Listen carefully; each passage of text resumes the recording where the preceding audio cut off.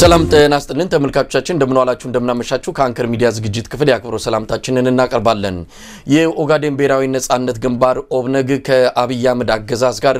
ግንኙነቱን ማቋረጡን አስታወቀ ምናልባትም በሰላማዊ መንገድ ትግሉን ለማከናወን ውሳኔ ላይ ደረሰው የኦጋዴን ብሔራዊ ነጻነት ግንባር የኃይል አማራጭንም የቀድሞውን የጦርነት አማራጭንም ሊጠቀም የሚችልበት እድል እንዳለ ነው ፍንጭ የሰጠው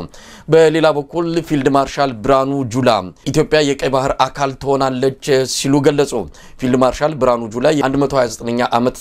አድዋ መታሰቢያ ላይ ባደረጉት ንግግር ነው ኢትዮጵያ የቀይ ባህር አካል መሆኗ በቅርብ እውን ይሆናል ያሉት ተመልካቾቻችን ሌሎች መረጃዎችም አሉ በአማራ ክልል በጎንደር ሮቢት ከተማ ትላንትና በአገዛዙ የሞርታር ጥቃት ከ30 በላይ ንጹሃን ዜጎች መገደላቸው ተገለጸ በቀብር ስነ ስርዓት ላይ በነበሩ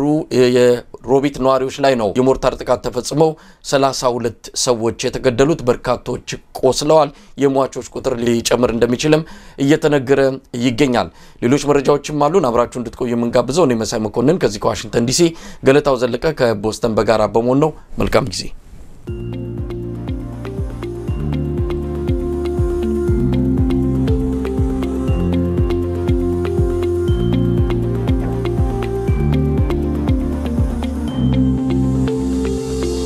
ተናስተን ገለታው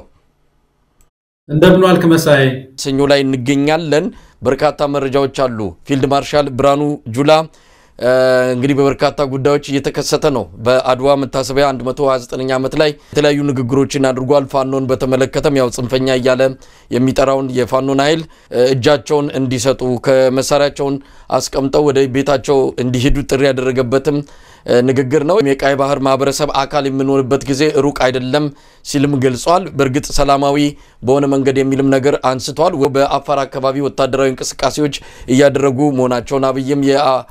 አድዋ በዓልን አስመልክቶ ባስተላለፈው መልእክት እንደዚሁ ጦርነት ሊኖር እንደሚችል ፍንጭ መስጠቱ እነዚህ ነገሮች ስናስብ ምናልባት ጦርነት የመኖሩ ከኤርትራ ጋር የመጋጨቱ ሁኔታ አዝማሚያው እድሉ የሰፋ እንደሆነ ነው እየተነገረ ያለው ለማንኛውም ይሄንን ጉዳይ መነሻ አድርገን ወደ ውይይታችን እንሄደው ስለ ኤርትራ ብቻ ሳይሆን ሌሎችም ጉዳዮች ላይ ብራኑ ጁላ አስተያየት ሰጥቷልና እስቲ ከዛን ጀምር ገለታው አመሰግናለሁ መሳይ እነዚህ ሰዎች አብይ አህመድ ፊልድ ማርሻል ብርሃኑ ጁላ ወደ መድረክ ብቅ ብለው ህዝብ ሳያደናግሩ ሳያጨቃጭቁ ሳያሰጉት ህዝቡን ሳያስጨንቁት የወረዱበት ጊዜ የለም እና ዛሬም ወጥቶ የተናገረው ነገር ብዙ በተለይ ፖለቲካ ኢምፕሊኬሽንም ስላለው ያን ወታደራዊ መግለጫ አንድ ወታደራዊ አዛዥ የሚሰጣቸው ንግግሮች የሚገልጻቸው ገለጻዎች በሙሉ ፖለቲካል ኢምፕሊኬሽን ያላቸው መሆን የለባቸው በሌላው ዓለም ተጠንቅቆ ነው ወታደር የሚናገረው የሚሊተሪ ኦፕሬሽን እነሱ ላይ ነው ፎከስ የሚያደርገው እንጂ ይሄ እኮ የፖለቲካ ውሳኔ እኮ ነው አሁን የቀይ ባህር ጉዳይ አንድ የፖለቲካ አካል ብልጽግና እንበለው መንግስት የተረከበ ኃይል እንደዚህ አይነት ነገር ፈልጋለሁኝ ወደፊት ብሎ በኮሙኒኬሽን ሚኒስትሩ በኩል በመለከታቸው አካላት በኩል ቢያደርግ ያ እንትኑን የጠበቀ ነው መስመሩን ወታደራዊ አዛዥ እኮ ነው ወታደራዊ አዛዥ ያልተወሰነ ውሳኔ ላይ ያላለቀ ውሳኔ ላይ ተወስኖም ቢሆን የሚሊተሪ ኦፕሬሽኑ ይሄን ይመስላል እንግዲህ ያ የደረሰውን መመሪያ በወታደራዊ አግባብ እየሸነሸነ እየሰባበረ ሪፖርት ማድረግ ያለበት ሰው ነው እንጂ እመኑኝ በሰላማዊ መንገድ ተስፋ አደርጋለሁ ካልሆነ እኮ የሚል ኢምፕሊኬሽን ነው የተናገረው ካልሆነ ግን ያው በጥንቻችን እናሳየዋለን አይነት ነው ንግግሩ ሳዳም እና ይሄ በአጠቃላይ ተቋሙ የፖለቲካ መጫወቻ እንዳልተላቀቀ በከፍተኛ ሁኔታ ይሄ ፖለቲካ እንደተጣባው የሚያሳይ ነውና መቼም መገላገል አለ ከዚህ ወጥቶ ራሱን የቻለ ወታደራዊ ተቋም ይሆን ዘንድ ወደፊት እንደው የሚያስተምረን አንዱ ይሄ ነው ሁለተኛው ግን እንውሰደው ይሄ የፖለቲካ ውሳኔ ነው የአብይ አህመድ ውሳኔ ነው ያው በተለያዩ ሰዎችም ስለተገለጸና መሳይ እዚህ ላይ በጣም በጥንቃቄ አንድ አራት ነጥቦች ብናነሳ ጥሩ ይመስለኛል መቼም ተቋማችን ሁሉ ጊዜም ቢሆን ብሔራዊ ደህንነታችንን የኢትዮጵያን ብሔራዊ ደህንነትና የአብይ አህመድ ነጥለን ነው እናየው እኛ ሁሉ ጊዜም ስጋታችን ሐሳባችን ብሔራዊ ደህንነቷ የኢትዮጵያ ብሔራዊ ደህንነቷ በተለይ ውጭ ጉዳይ ሲሆን የብሔራዊ ደህንነቷን ይጠብቃል ወይ የሚለው ላይ ነው እዛ ላይ ትኩረት አድርገን ነው የምናየው እና የቀይ ባህር ጉዳይ የመንግስት ሰዎችም ሲያነሱ ይሄም ሰውዬ ደግሞ ሲያነሳው የመጀመሪያው ነገር ሂሳብ ውስጥ ስሌት ውስጥ መግባት ያለበት ጂኦፖለቲክሱ አይደለም ወይ መሳይ የአካባቢው ፖለቲካ ማለት ነው ጂኦፖለቲክሱ እንግዲህ ቀይ ባህር ነው ያለው የሰው ቀይ ባህር ሲል እንግዲህ መቼም በሶማሌ በኩል አይደለም ማለት ነው ሶማሌ ያው እንደሚታወቀው በሶማሌ በኩል ቀይ ባህር የለም ያልቃል እዛ ጋር ሶማሌላንድ አካባቢ ነበረ እዛ ነው የሚያልቀው ቀይ ባህር ሶማሌላንድ ያው ተዘግቷል በኤምኦዩም አብቅቶለታል ዳንስ ይዟል ከተቃራኒው ኃይል ጋር እና እሱ አልቋል ስለዚህ ቀይ ባህር ካለ በጅቡቲ በኩል ነው ያለው በኤርትራ በኩል ነው ያለው ማለት ነው ስለዚህ በጅቡቲ በኩል የሚታሰብ ነገር የለም እንግዲህ በአሰብ በኩል ነው ማለት ነው ኤርትራ በኩል ነው ቀይ ባህር ማለት ነው እንግዲህ እና ይሄ ጉዳይ ጂኦፖለቲክሱ ስንል እንግዲህ አሁን እነዚህ ሰዎች መጋጨት ይፈልጉ ስለዚህ እንግዲህ ፎከሳችን ያልነው ነው መሳይ ብሔራዊ ደህንነታችን ይዞ ጦርነት ቢገባ ጦርነቱ የኤርትራና የኢትዮጵያ ብቻ ይሆናል ወይ ያ እዛ ቦታ ላይ እንደምታውቀው የሜዲተራኒያን ባህር በ1860ዎቹ ከተቀደደ በኋላ በስዊዝ ካናል ከተቀደደ በኋላ ቀይ ባህርን በላይ ያደርጋል በብዙ ምክንያት በሚሊተሪ እንደምታውቀው ቀይ ባህር ወዲያ ማዶ ያሉት እንደ የመን በለው ሊቢያ በለው መካከለኛው ምስራቅ በጣም ያልተረጋጋ አካባቢ ነው ስለዚህ ቀይ ባህር አካባቢ የሚንቀሳቀስ ወታደራዊ እንቅስቃሴ ባህር ኃይል ያን አካባቢ መቆጣጠር ስለሚያስችል እንደምታወቀው ጅቡቲም ላይ ሰፈረው ኃይል ከዛ ጋር ከጸጥታም ጋር የተያዘ ነው ንግድም ደግሞ እንደምናውቀው ነው በከፍተኛ ሁኔታ ነው ወደ 15000 ማይል ነው መሰለኛ አፍሪካ ዙሪያውን ይሄድ የነበረው በፊት አሁን በአጭር ጊዜ እንዲሄድ ስላደረገው ስዊዝ ካናሉ ቀይ ባህር ኢምፖርታንት ነውና ዝም ብሎ እንደው አንድ ሰው ተነስቶ ኢትዮጵያና ኤርትራ ብቻቸውን የሚዋጉበት ነው ወይ ኢትዮጵያ እንድናየው ነው እንደዚህ አይነት ጂኦፖለቲክስ ኢሹስ አሉት ሳውዲ አረቢያ እንደምታውቀው ወደ አሰብ አቆልቁዋለች ባለፈው ጊዜ ገስታ እንደነበረ እናውቃለንና ሪጂኑን እነዚህ ሰዎች የጂኦፖለቲካውን ጉዳይ ሳያዩ ማሰባቸው የሀገራችን ብሔራዊ ደህንነት ምን ላይ ሊጥሩ ነው የሚለውን ሰው እንዲያገነዝብ ነው ያነሳው መሰለኝ የሆነ ነገር ልትለሰለ አይ ሶስቱን ነጥቦች ከመምጣት በፊት የመጀመሪያው ነጥብ ላይ እንደው ተጨማሪ ነገር ለማንሳት ያልነው ሶስቱን ተጨማሪ ነጥቦች ታነሳለ የዚህ የጂኦፖለቲካ ጉዳዩን በተመለከተ ሰሞኑን የግብጽ የውጭ ጉዳይ ሚኒስትር አስመራ ናቸው እንደሰማነው ከሆነ በዋናነት በግብጽና በኤርትራ መሃል የባህር ኃይል ወታደራዊ ልምምድ ሊያደርጉ ተስማምተዋል ስለዚህ የኤርትራ ጉዳይ የሶማሊያ ጉዳይ የግብጽ ጉዳይ የጋራ የሶስትዮሽ ብለው ባለፈው የተፈራረሙትም ነገር አለ ስለዚህ ቀጠናዊ ወደ ሆነ ጦርነት ሊለወጥ የመቻሉ ድል ሰፊ ነው ግብጽ ሶማሊያ ገብታለች በሁለት አይነት መልኩ በሰላም አስከባሪ ሰራዊት መልኩ ትገባለች ከእንደገና ከሶማሊያ ጋር ባላት ወታደራዊ ትብብር የተለየ ሰራዊት ደግሞ ይገባል ስለዚህ ኢትዮጵያ ዙሪያዋን የሚባሉ ኃይሎች በከበቡበት ሁኔታ ነው እና አብይ አህመድ ይሄ ቀጠናዊ ምስራቅ አፍሪካን በሙሉ ሊያዳርስ የሚችለውን የቀይ ባህር ጉዳይ በአንድ ጊዜ እጃችንን ሰብስበን እንገባበታለን ብለው እየፎከሩ ያሉትና እንዳልከው ምልክቶችም ያያየን ወታደራዊ ትብብሮችን ያያየን ነው ስለዚህ የጂኦፖለቲካው አጠቃላይ የቀጠናው ጉዳይ ይሄን ነገር መነሻ አድርጎ ይሄንን ተከትሎ ከፍ ወዳለ አጠቃላይ ቀጠናዊ ገጽታ መላበሱ የማይቀር ነው የሚለው ለመጨመር ያል ነው ይሄ ሂሳብ ውስጥ እንድናስገባ ነው ኢትዮጵያ እነዚህ ሰዎች ያው አብደዋል ግን ኢትዮጵያውያን ይሄንን ጉዳይ አንድ ሰው ባህር ሲባል ነሸጥ የሚያረጋው ሰው አለ ቢያንስ በሌላው ጉዳይ ላይ እንደው ለላይ እንጂ በዚህ ጉዳይ ላይ ማንደው ጠበር የሚሉአሉና ዘመን ተቀይሯል አሁን ከ30 ከ40 ዓመት በፊት እንዳለው አይነት አይደለም በቀይ ባህር አካባቢ ያለው ጉዳይ ዲፕሎማሲ ነው የሚጠይቅ እንደዚህ አይነት ሪጂናል የሆኑ ብዙ ቫሪያብልስ አሉት ብዙ ተለዋዋጮች አሉት ብዙ ዳይናሚክስ አሉት መካከለኛው ምስራቅ አለርት ነው የቀይ ባህር ፎረም የሚባል አለ እንደምታውቀው የተቋቋመ አንድ ይሄ ነው ሁለተኛው ይሄ አሁን በሐሰብ በኩል የሚደረግ የኢትዮጵያና ኤርትራ ጦርነት ሲነሳ ሌሎች ወደብ የምንጠቀማቸው ወደቦች አሉ እንደምታውቀው ሶማሊላንድ አለች ጅቡቲ አለች ሶማሊያ አለች በላቡ ደግሞ እንጠቀማለን ኬንያ የነዚህ ሀገሮች ሪአክሽን ምንድነው የሚሆነው ምንድነው የሚያደርጉት ዝም ብለው ነው የሚያዩት ማለት ነው እንደ እግር ኳስ ጨዋታ ኢትዮጵያና ሶማሊያ ማን ኢትዮጵያና ኤርትራ እየተደፋደጉ ነው በውሃ ጉዳይ እኮ በቀይ ባህር ጉዳይ ነው ስለዚህ እንደዚህም ሶማሊያ አሁን አብይ ጋር ያለው ዳንስ ያቆምና በቀጥታ ሶማሊያ ከኤርትራ ጋር ነው የምትሰለፈው መሳይ በቀጥታ ከኤርትራ ጋር ነው የምትሰለፈው ጅቡቲ አቋሟን እዛ ነው ታስተካክለው ስለዚህ እነዚህ የቀይ ባህር ፎረም አባላት እንዳለ ኃይል አስተላልፋቸው ይቀየራል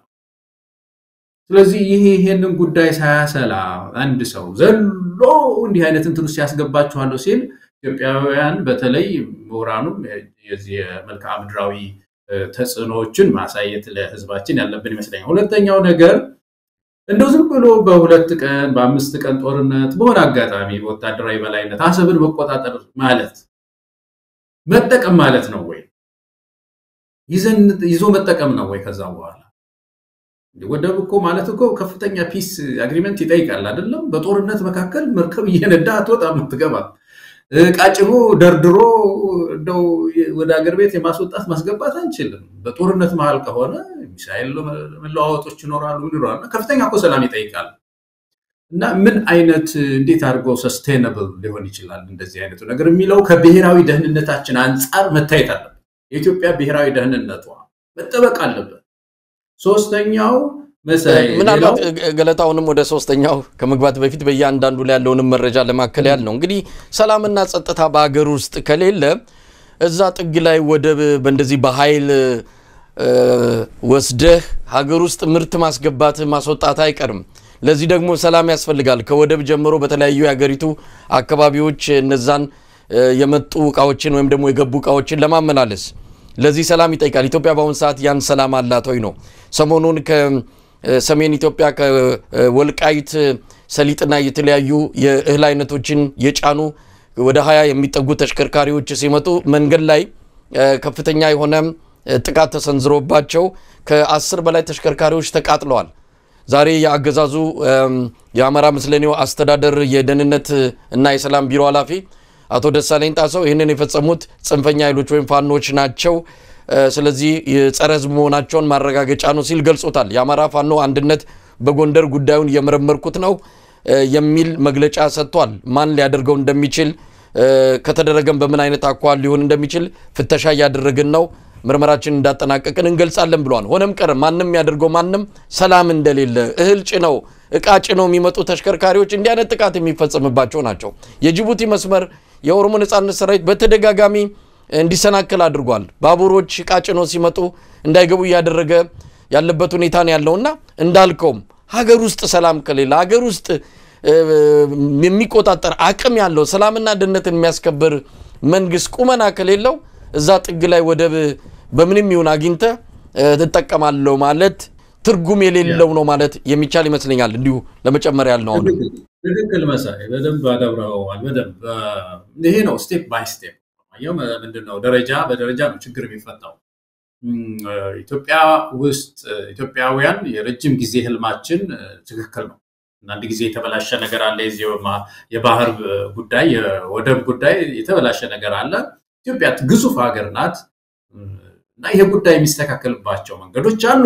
እንግዲህ በከፍተኛ ዲፕሎማሲ በከፍተኛ ሰጥቶ መቀበል የሚስተካከል ነው ብሔራዊ አጀንዳችን ነው እዚህ ላይ ማንንም ወደ ኋላ የሚያስብ ያለ አይመስለኝም ግን ዘሎ አሰብን በመያዝ በወታደር አሁን እኮ ያልከው ነው አንደኛ ውስጥ ሰላም ሳይኖረን ሁለተኛ ከኤርትራ ጋር ሰላም ሳይኖረን አሰብን ዙሪያዋን በወታደር ከበን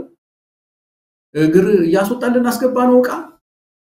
ሁለተኛ የቀር ባህር አባልም ሆነ ማለት እንግዲህ ብዙ ወደ 10 ምናምን 10 ምናምን ስንት ሀገሮች ናቸው ያሉት እነሱ ጋር ነው አባልም ምን ሆኖ ነው የሚለው ብርሃኑ ጁላ በግድ ነው የሚመዘገቡን ማለት ነው እዛ ገብተን አባል ነን ከዛሬ ጀምሮ ብለን ነው የምንመዘገበው እንደዚህ አይነት የልጅ እንትንም አለው እና ትልቁ ነገር ምንድነው በብሔራዊ እንትናችን ደህንነታችን አደጋ ላይ እየጣሉ ነው ያሉት ለማለት ነው ሌላው ጦርነቱና ድህረ ጦርነቱስ መታየት የለበትም ይሄ ድህረ ጦርነት የሚባለው ነገር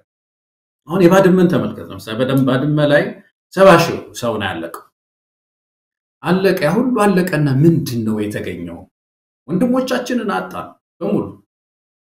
ምንድነው የመጣው በኋላ ከዛ በኋላ ዝም ብሎ ስሜታዊ የሆነ ጋለቡ ከዛም ከዚህም ይሄን ሁለት ወንድማችን ማገዱት ተዋጋ ምንም የተገኘ ነገር የለም መሳይ እስካሁን ምናቀው ነገር ይሄ ነው የሚባል ነገር የለም እና ይሄ ጦርነቱ ከዚህ በኋላም ደግሞ ኢትዮጵያምና በተለይ ኤርትራ የተስማምተው ወደብ መጠቀም ኢትዮጵያ የምትችልበትን መንገድ እንዳይፈጠር ይሄ አሁን በግብታዊነት የሚጀመር ጦርነት የዚህ ጦርነት ድህረ ጦርነት ፖስት ዋር የሚባለው ማለት ነው ኮምፕሊኬሽንስ ይዞ ይመጣል ደም እንደገና ያቃባ ወንድማማች ህዝብ ደምነት ያቃባ ያንን ባህር እንዳንጠቀም ሊያደርገን ነው ስለሆነ ሌላው እኔ ኢትዮጵያውያን ሁሉ ጊዜ ማየት ያለብን ፓተርን ነው መሳይ ፓተርን ይላሉ አይደለም ይሄ ምንድነው አማርኛም ነው እንደ ጸባይ እንበለው ወይስ ፓተርኑን የዚህ የአብይ አህመድ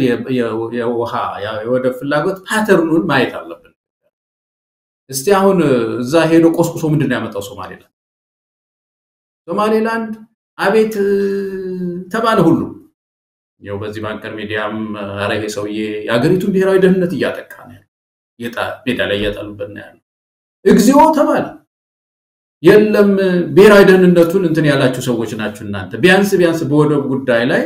መስማማት አለባችሁ ብሎ ክስ በቴሌቪዥን ከሰሱ ብዙ ሰው ግን ተመልከት እንዴት እንደጎዳ ብሔራዊ ጥቅማችን እንዴት እንደተጎዳ ሶማሌላንድ ላይ ማለት ነው ወዲያ ጅቡቲ ላይ ተመልከት ጅቡቲ እንደው መጨረሻ ላይ ሁሉ ተቀይማ እንደ ይሄን ወሰዱ አይደለም ወይ ምለው መልስ እንኳን አሰጡኝም ወይ ነውር አይደለም ወይ መልስ መስጠት ቢያንስ ኦፊሻል የሆነ መልስ መስጠት የለባችሁም እያለች አስቀይሟታ አተሩን ተመልከት እዛው ሶማሌላንድ ውስጥ በርበራ ውስጥ ከአንድ ከዩኤኢ ውስጥ ካለ ካምፓኒ ጋራ እና ሶማሌላንድ መንግስት እና ኢትዮጵያ 3 ሆነ 19% ኢትዮጵያ እንድታለማ ተብሎ ጀምሮ ብሩን አልቻልኩትም ምናምን ብሎ ከዛ ደግሞ እንደገና የማይችለውን ወደ 20 ምናምን ኪሎ ሜትር እሱን አለማለሁ እሱ ላይ ነው እንትኔ ብሎ አበላሸው ያችን 19% እንኳን በደንብ ገንብቶ ያችን ሼር ይዞ ጥሩ ማስገቢያ ቦታ አድርጎ መገንባት አልተቻለም ፓተርኑን ተመልከተው መሳይ ይሄ እንደዚህ አይነት ውድቀት በየቦታው ይሄደ ይወደቀ ሰውዬ ዛሬ ተዋግቶ ሌላ ባህር ደግሞ ለኢትዮጵያ ያስገኛሉ የሚል ቢግ ትልቅ ጥያቄ ኢትዮጵያን መጠየቅ ያለብን ይመስለኛል እና ይሄንን ከግንዛቤ ማስገባት ሀገራችንን ብሔራዊ ደህንነቷን መጠበቅ ያለብን ይመስለኛል ገለታው ፊልድ ማርሻል ብርሃኑ ጁላ ብቻ ሳይሆን ያው ፊልድ ማርሻል ብርሃኑ ጁላ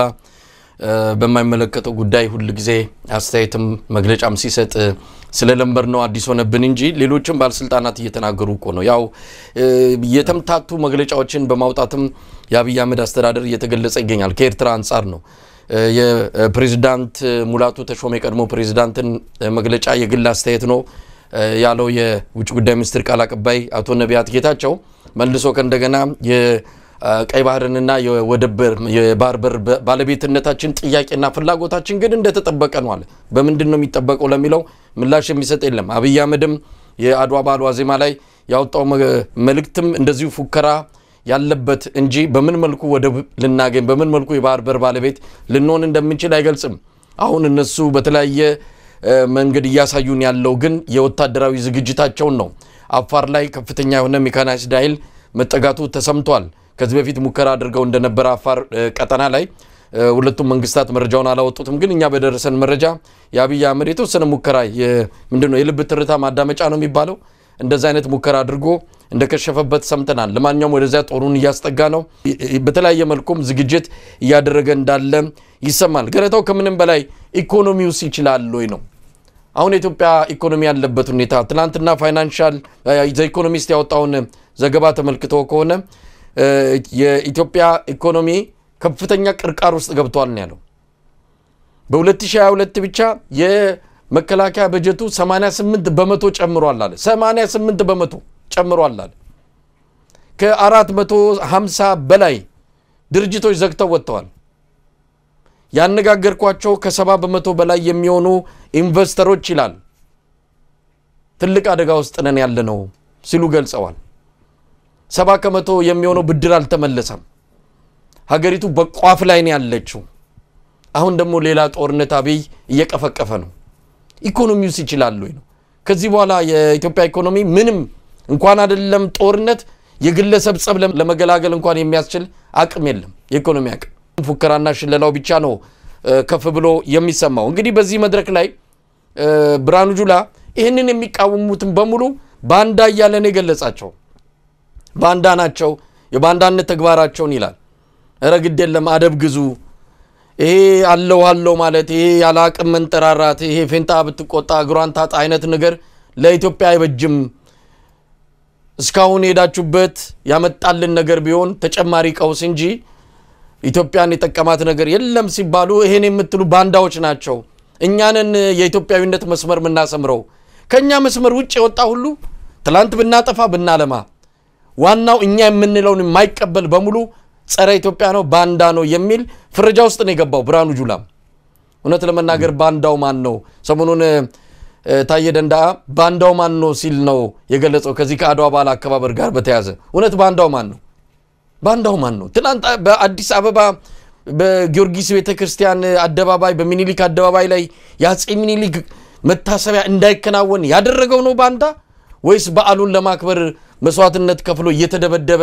ቲሸርቱ እየተበጫጨቀ ነጠላው እየተቀዳደደ በየእስር ቤቱ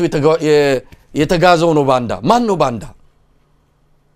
እና ብርሃኑ ጁላ ይሄንን ያነሳው ከፋኖችም አንፃር የጠቀሰው ነገር አለ መሳሪያችሁን አስቀምጣችሁ ወደ ቤታችሁ ተመለሱ መከላከያን ቆሞ ለመዋጋት የሚያስችል ቁመና የላችሁም ነው ብርሃኑ ጁላ ይሄንን ምናልባት ያለባቸውን መድረኮች ቆጥረን ምን ጨርሰው አይደለም ተበታተነዋል የመልቃቀም ስራ ነው የሚቀረን ያላለው ያልተናገረው ያልፎከረው የለም ግን አንዳቸውም ውጤት ሲያመጡ አላየንም አሁን ሌላ ዙር አዲስ እዛ አቋቁሞ አማራ ክልል ገብተዋል ምን እየተባለን ምን እየተደረገ ነው የሚለው እንግዲህ ኢትዮጵያ ህዝብ የሚፈርድ ይሆናል ለማንኛውም በአድዋ መታሰቢያ በዓል ላይ ፊልድ ማርሻሉ ተጨማሪ ነጥቦችን የጣለበት እንጂ ለብልጽግናው አገዛዝ ምንም ጠብ ያለ እንደው ድጋፍ ሊያስገኝ የሚችል ንግግር አላደረገም ማለት ነው የሚቻለው ገለታው ያድዋ መንፈስ ይላሉ ብዙ ሰዎች ያድዋ መንፈስ እንደዚህ አይነት ስፒች እንደዚህ አይነት ንግግር ደረግበት አይደለም ያድዋ መንፈስ የትብብር መንፈስ ነው የናሽናል ሪኮንሲሊየሽን ጥሪ የትብብር ጥሪ የህዝባዊ ማባበል ጥሪ ዲሞክራሲ ጥሪ የእኩልነት ጥሪ ነው እንጂ አንዱን መሳሪያን አስረክበና የሚባልበት መድረክ አይደለምና ሰዎቹ የተዛባ ነገር ያላቸው ሰዎች ናቸው በመሰረቱ ስለዚህ ስለ ምንድነው ባንዳነት ነው ያለው ስለሱ ሲነሳ ከመቼውም ጊዜ በላይ አሁን በጣም ባንዳ በሆኑ መሪዎች እጅ ወደቀችበት ጊዜ ኢትዮጵያ አሁን ስቴት ካፕቸርድ ሆኗል እኮ ኢትዮጵያውያን በደንብ ይሄንን ነገር ማጥናት አለብን መሳይ ተይዟል መንግስት እኮ የተያዘ መንግስት እኮ ቀልቦታል የሆነ ኃይል ቀልቦታል ከውጭ ምንድነው የሆነው መጀመሪያ ሲመጣ ታገልን ኢትዮጵያውያን ከሱኮሬ ነገኛ የሚባል አንድ ኮሚቴ አቋቁሞ ሲሞካክር በመሃል ተጠለፈ አስቦት የነበረው የኦሮሞን ህዝብ ነበር ምሽግ ማድረግ የፈለገው የኦሮሞን ህዝብ ዘበኛ አድርጌ ቆያለሁ ነው እና ይሄ ህዝብ ደግሞ ሲያፈነግጥ ሲሸፍትበት ኤሊቱም ሲያፈነግጥበት ዘሎኮ ለውጭ ሀገር እጁን የሰጠ ሰው ነው ስቴት ካፕቸር ይባላል ይሄ በውስጥ የሚጠመዝዘው የውጭ ኃይል ያለው ማለት ነው አሁን እኮ የምናደርጋቸው ጦርነቶች ሁሉ ፕሮክሲ ዋሮች እኮ ነው ያና ያሳሰበን ወደ ሶማሌላንድ ሲሄድ የፕሮክሲ እንትን ነው የውክልና ጉዞ ነው ያደረገ ያለው ሶማሌ ላይ የሚያደርገው የውክልና ጉዞ ነው ቀይ ባህር ላይ የሆነውን ኤርትራን ላጥቃሲ ለውክልና ጉዞ ነው በውስጥ የተያያዘ ነው ካፕቸርድ ሆኗል መንግስት ኢትዮጵያ ውስጥ ይሄ ነው ባንዳነት የሚባለው ስለዚህ እነዚህ ሰዎች ይሄንን ይዘው ሀገሪቱን በኢራን ደህንነት አደጋ ላይ የጣሉ ሰዎች ይሄንን ቃል ቢሉ ማን ይሰማቸዋል ብለህ ነውና እኔ ብዙ ውሃ የሚቋጥር ነገር ስላልሆነ ብዙ እንትን አይለኝም ግን ከሁሉ በላይ አንድ ነገር አለ ይሄ መንግስት ሁለት ነገሮች ያፈርሱታል ከነሱ ሁሉ ጊዜም ይርቃል ከነሱ በተቃራኒ የሆኑ ጉዳዮች ራሱን ማግኘት ይፈልጋል እነዚህ ሁለት ነገሮች የሚያፈርሱት ነገሮች ምንድናቸው አንደኛው የሽግግር ፍትህ ነው ሁለተኛው ዲሞክራሲ ነው የዲሞክራሲ ጥያቄና የሽግግር ፍትህ ናቸው የሽግግር ፍትህ በጣም በከፍተኛ ሁኔታ ይፈራሉ ከፍተኛ ባለስልጣናት ምክንያቱም የሽግግር ፍትህ የሚባለው ነገር ከመጣ ባለፉት 6 አመታት በሰሜኑ ብቻ ጦርነት ስንት ሰው እንዳለቀ ስንት ቤት እንደተቃጠለ ስንት ህዝብ እንደታሰረ እንደቆሰለ እንደ እጅግሩን እንዳጣ የታወቀ ነው ይሄ ጉዳይ ፍትህ ሲመጣ የሚጠየቅ ሰው አለ ማለት ነው እንግዲህ መጀመሪያ የሽግግር ፍትህ እኮ ኢንዲፔንደንት የሆነ ነፃ የሆነ ተቋም ከተመሰረተ መጀመሪያ ችግሩን ዲፋይን ያደርጋል ኢትዮጵያ ውስጥ የነበረው ዋር ክራይም ነው ይላል ወይም ጂኖሳይድ ነው ወይም ዘር ማጥፋት ነው ይላል ወይም ደግሞ ሌላ የህግ ትርጉም ይሰጣውና ከዛ አክተርስ ይለያል በዛ ውስጥ የነበሩ ዋና ተዋናያን መሪዎች ማለት ነው ፊልድ ማርሻል ብርሃኑ የጦር ኃይለቱ ጠቅላይ አዛዥ ፍርድ ቤት ወደ ፍርድ ቤት ነው ይባላል መጥሪያ ይደርሳቸዋል ቀላጤ ይመጣል አቃቢ ህጉ ነፃ ሆኖ የሚከሰውን አንቀጽ እየፈለገ ይከሳል ይሄ ስርዓት ነው ይሄ ያፈርሳቸዋል ዲሞክራሲ ከመጣ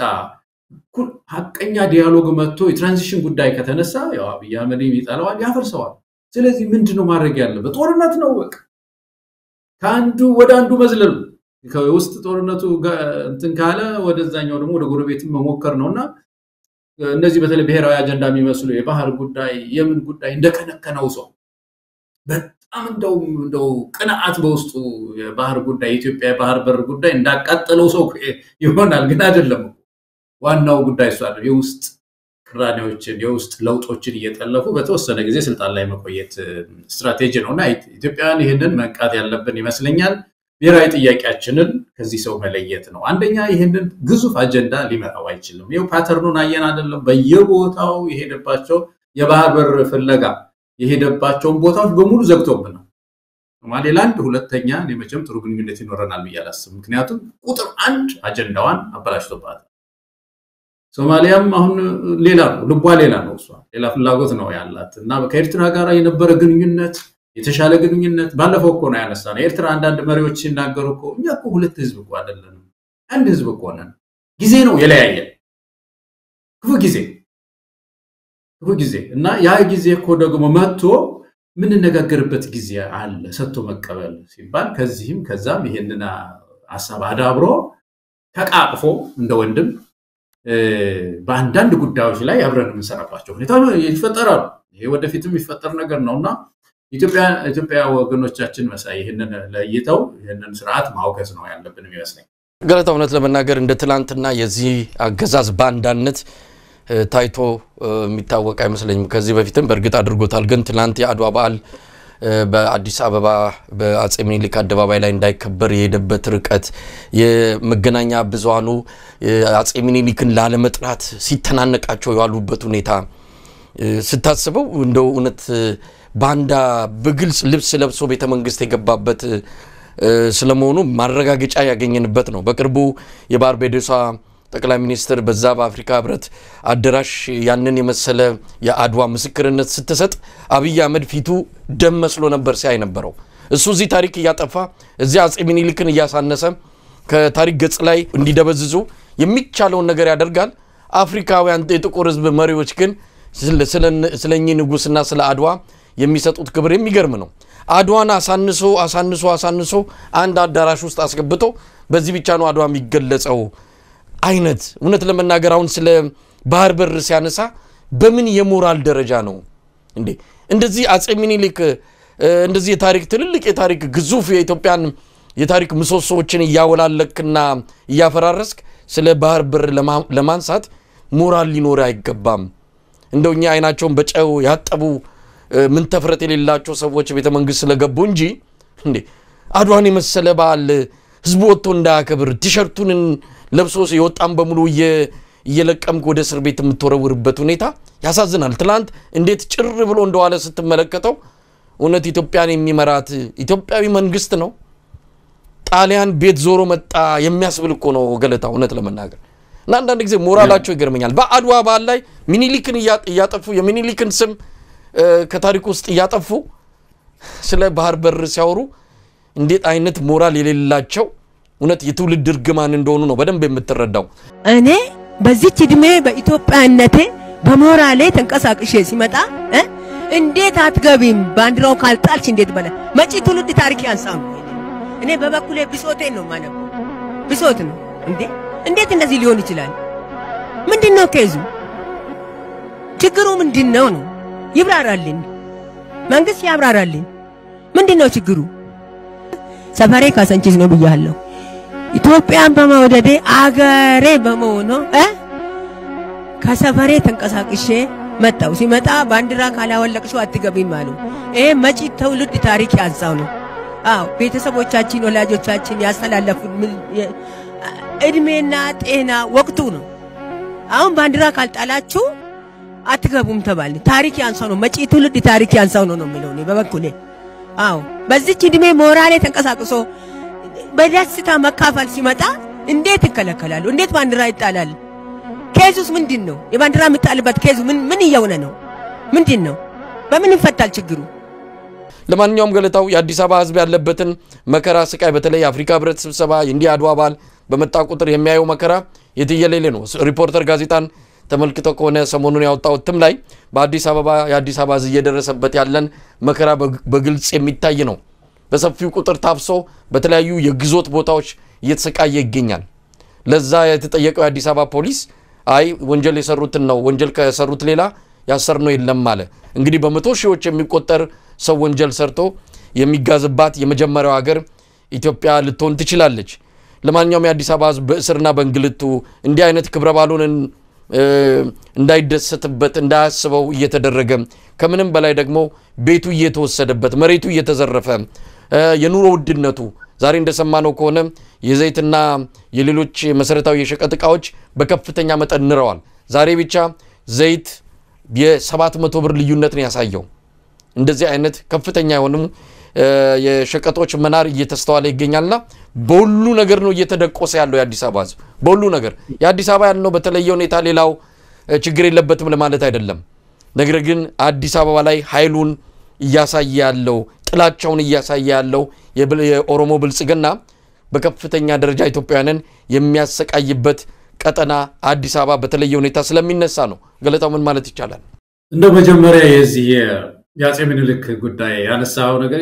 ይገርመኛል። እኔ መሳይ እንዳንተ ብዙዎችን ሁሉ ይገርማቸዋል። አንድ ጊዜ አንድ ረጅም ጊዜ በፊት ነው አንድ ሰው ጠየቀኝ። እንግዲህ ያው መቼም አንተም በሄድክበት ሀገር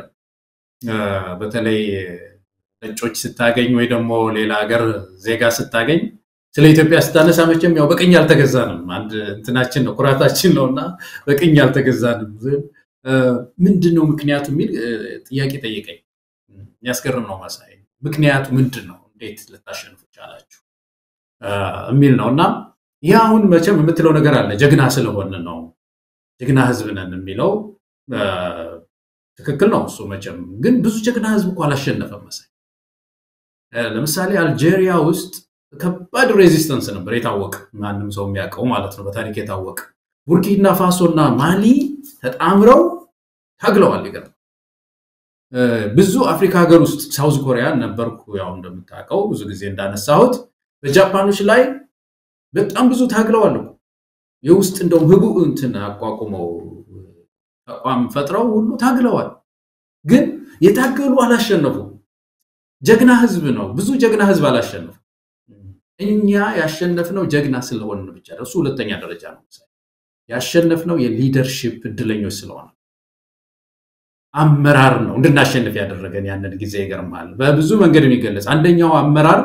አፄ ምኒልክ በሎጂስቲክስ በኩል ያደረጉት ምንድነው ዝግጅት ተለይ ከፈረንሳይ ጋር የነበራቸው ይሄ አንድ ጦርነት ስትወጣ ታዘጋጀው ነገር ማወቅ እና በሎጂስቲክስ ልቆ መገኘት አዳዲስ መሳሪያዎች ነበር ያገኙት። ይገርማል በደንብ የዝግጅት ጊዜ ነው ያፈጸ። ሁለተኛው የአፄ ምኒልክ እንትን ሞቢላይዜሽን እንግዲህ ያኮረፉ መሪዎች ብዙ በታሪክ እንደምናውቀው በየቦታው ያሉ የታጠቁ ኃይሎች ሁሉ ነበሩ። በእሳቸውም ላይ ቅሬታ የነበራቸው አንዳንዶቹ እንደው የእሳቸውን ቦታ የሚመኙ ሁሉ ነበሩ እና ይሄን ሞቢላይዝ ማድረግ ሊደርሺፕ ነው እና ሞቢላይዝ አደረጉ። የሁለተኛው ይሄ ነበር። ሶስተኛው በጦርነቱ ጊዜ የታዩ የአመራር ብቃቶች ናቸው። እነዚህ ተቀናጅተውና ደግሞ ይሄ የታችኛው አመራር በየቦታው የነበረው የጎበዝ አለቃ የአካባቢ አለቃ ደግሞ ኢትዮጵያን ማየቱ ሊደርሺፕ ማለት እኮ ይሄ ነው መሳይ። የውስጥ ጥያቄ አለ በአፄ ምኒልክ ላይም ጥያቄ አለኝ በኢትዮጵያ በአጠቃላይ በብዙ ነገር ላይ ጥያቄ አለኝ። ግን ኢትዮጵያን አየ የያካባቢው አለቃ መሳይ። ይሄ ነው እንድናሸንፍ ያደረገን ትልቁ እንትን ሊደርሺፕ አመራር ብቃት ነው እንጂ የታገለ ህዝብ ሁሉ አላሸነፈም በዓለም ላይ ቅኝ ግዛት። እና በዚህ ላይ አንኳር ሚና ሲጫወቱ የነበሩ ታላላቅ መሪዎቻችንን ማጉደፍ ያሳዝነኛል በጣም መሳይ። በጣም ያሳዝነ በታሪክ ፎቶአቸው ሁሉ እንዳይያዝ እንጂ ሰው ሞቢላይዝ አድርገው ወራይሉ ላይ ተገናኝተው ያን ሁሉ አሁን አንድ ሚዲያ ላይ የማይወጣ ሁሉ ነው ማቃቸው ነገሮች አንዳንድ የሰማዋቸው ታሪኮች ሁሉ ያን ሁሉ ችለው ነው አፄ ምኒልክ የሚያስገርም ነገር ህዝቡ ሞቢላይዝ ያደረገው። እና ይሄ በሊደርሺፕ የተገኘ ነው። እኔ እኮ አሁንም ላለ ነው ኢትዮጵያን ሁሉ የሚያስተምረን ነገር አድዋ ከምንም በላይ እኮ ኢትዮጵያን ማየት እኮ ሊደርሺፕ እኮ ነው እንደው የታገሉ ትግሎች ሁሉ ወደ ህብረት መጥተው ከአካባቢያዊ ችግሮቻቸው በላይ ኢትዮጵያን ማየት ከቻሉ ህብረት ከፈጠርን አድዋ ምንማረው ሊደርሺፕ ያሸንፋል እና እዛ ላይ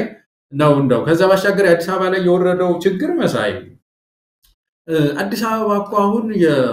በቃ የመንግስት ፍርሃት ጥላው ሁሉ ነው የሚፈራው አዲስ አበባ ጥላው ምክንያቱም ተቃውሞዎች አዲስ አበባ ላይ ከተነሳ አለቀልኝ ባይ ነው መንግስት አዲስ አበባ ላይ ህዝባዊ እምቢተኝነት ብድግ ካለ የመጨረሻውን አለቀልኝ ብሎ ነው ሴኩሪቲውን አፍርሶ ህዝብ እየተሰቃየ ነው ያለው ምን ያለ ነው ችግር የለም አዲስ አበባ 4 ኪሎ ደናቶ መግለጫ የኢትዮጵያ ቴሌቪዥን ምናምን እንደዛ ቴሌቪዥኖች እየሰጠ የሚኖር ሰው ነው ስለዚህ እዚህ አዲስ አበባ ላይ በጣም ሴኩሪቲው በጣም እንዲጠነክር ያደረገው በዛ ምክንያት እንደሆነ አዲስ አበባ ህዝብ ያውቃል ኑሮ ውድነቱማ ምን ወሬ ያለው እኔ ሰው ማነጋገር ያለው በቅርብ መሳይ አንድ ቃል በቃል ያለኝ ምንድነው መሰለ መሳይ እንዴት ሰው በሁሉም ዜሮ ይሆናል በሁሉም ዜሮ እንዴት እንሆናለን በአንድ ነገር የተሻለ ነገር የለም እኮ አሁን አለኝ ወጥተህ የምትደሰትበት የምታየው ነገር ሁሉ በሁሉም እንዴት ዜሮ እንሆናለን በሁሉም እንዴት እንከስራለን አለ የተማረ ሰው ነው ትልቅ ሰው ነውና እንደዚህ ነው ይሆን ነው መሳይ ስለዚህ ኢትዮጵያውያን አይ ቲንክ ያ የመጨረሻውን ሀገራችን ምንድነው ማሰሪያው አገሎ በለወጥ መተባበር ነው ያለብን መሳይ ገለታው አዲስ አበባን ጉዳይ ያለ ምክንያት አላነሳውም ሰሞኑን የምንሰማቸው ነገሮች ነው ከዚህ ከመሬት ከይዞታ ጋር በተያያዘ ያው የምንሰማቸው ነገሮች ጥሩ አይደሉም ህግና ስርዓት አለመኖሩ ብቻ ሳይሆን ህግና ስርዓቱ በሌሎች ላይ ተግባራዊ አድሏዊ የሆነ የእንጀራና የስለት ልጅ አይነት ልዩነት እየፈጠረ የስርዓቱ ደጋፊዎች ሆነው ወይም ስርዓቱ በብሔር የኔናቸው የሚላቸውን ይሄ ሲባል የኦሮሞን ህዝብ በሙሉ በአንድ እንትኑ ስለመክተት አይደለም ግን ሆን ተብሎ እንዲህ አይነት ስሜት እንዲፈጠር በሚያደርግ መልኩ ከፍተኛ የሆነ የሀብት የቤት የይዞታ ዘረፋ እየተከናወነ ነው ዝም ብሎ ዘረፋ ሲባል እንዲሁ መንጠቅ ምናምን አይደለም ካርታ እየሰሩለት በካርታ ላይ ካርታ እየደረቡ ቤትና ይዞታ እየነጠቁ ነው የአያቴ ቦታ ነው ይያሉ በአካባቢው ያሉ የስርዓቱ የኛ ነው ብለው በተረኝነት ስሜት ውስጥ የናወዙ አካላት ያደረጉ ያሉት ከፍተኛ የሆነ የዘርፊያ ተግባር የአዲስ አበባ ህዝብ ከሚችለው ከሚታገሰው በላይ የሆነ ነው ይሄንን ለይተን በደረሰን መረጃ ላይ ለማመልከት ያለው የትግራይ ተወላጆች ከዚህ አንፃር ከፍተኛ ጉዳት ላይ ደርሷል በተለይ በጦርነቱ ጊዜ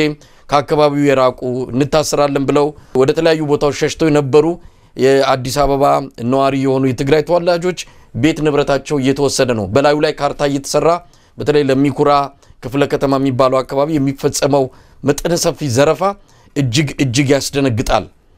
ኢትዮጵያ ስርዓት አልበኝነት እንደሰፈነባት የሚያረጋግጥም ነው እንደዚህ አይነት ቅሚያና ዘረፋ መንግስታዊ መዋቅር በተከተለ መልኩ የሚከናወን መሆኑን ማረጋገጥ ተችሏል አዲስ አበባ ላይ እንግዲህ መሬት ይዞታ ሀብት ማፍራት በሚቻልበት ጊዜ ላይ በተለያየ መልኩ ነው ሀብቱን መታፈራው ከተለያዩ ወገኖች ነው በንብረት የምትገዛውና አሁን አንድ ህግ አውጥቷል ባለፈው ሲያከራክረን የነበረ ጉዳይ የንብረት ውርስ ያን ንብረት ያንን ቤት ከየት ነው ያመጣው የሚል ያንን ማስረጃ ካላመጣ ቤት ይወረሳል ንብረት ይወረሳል ይዞታ ይወረሳል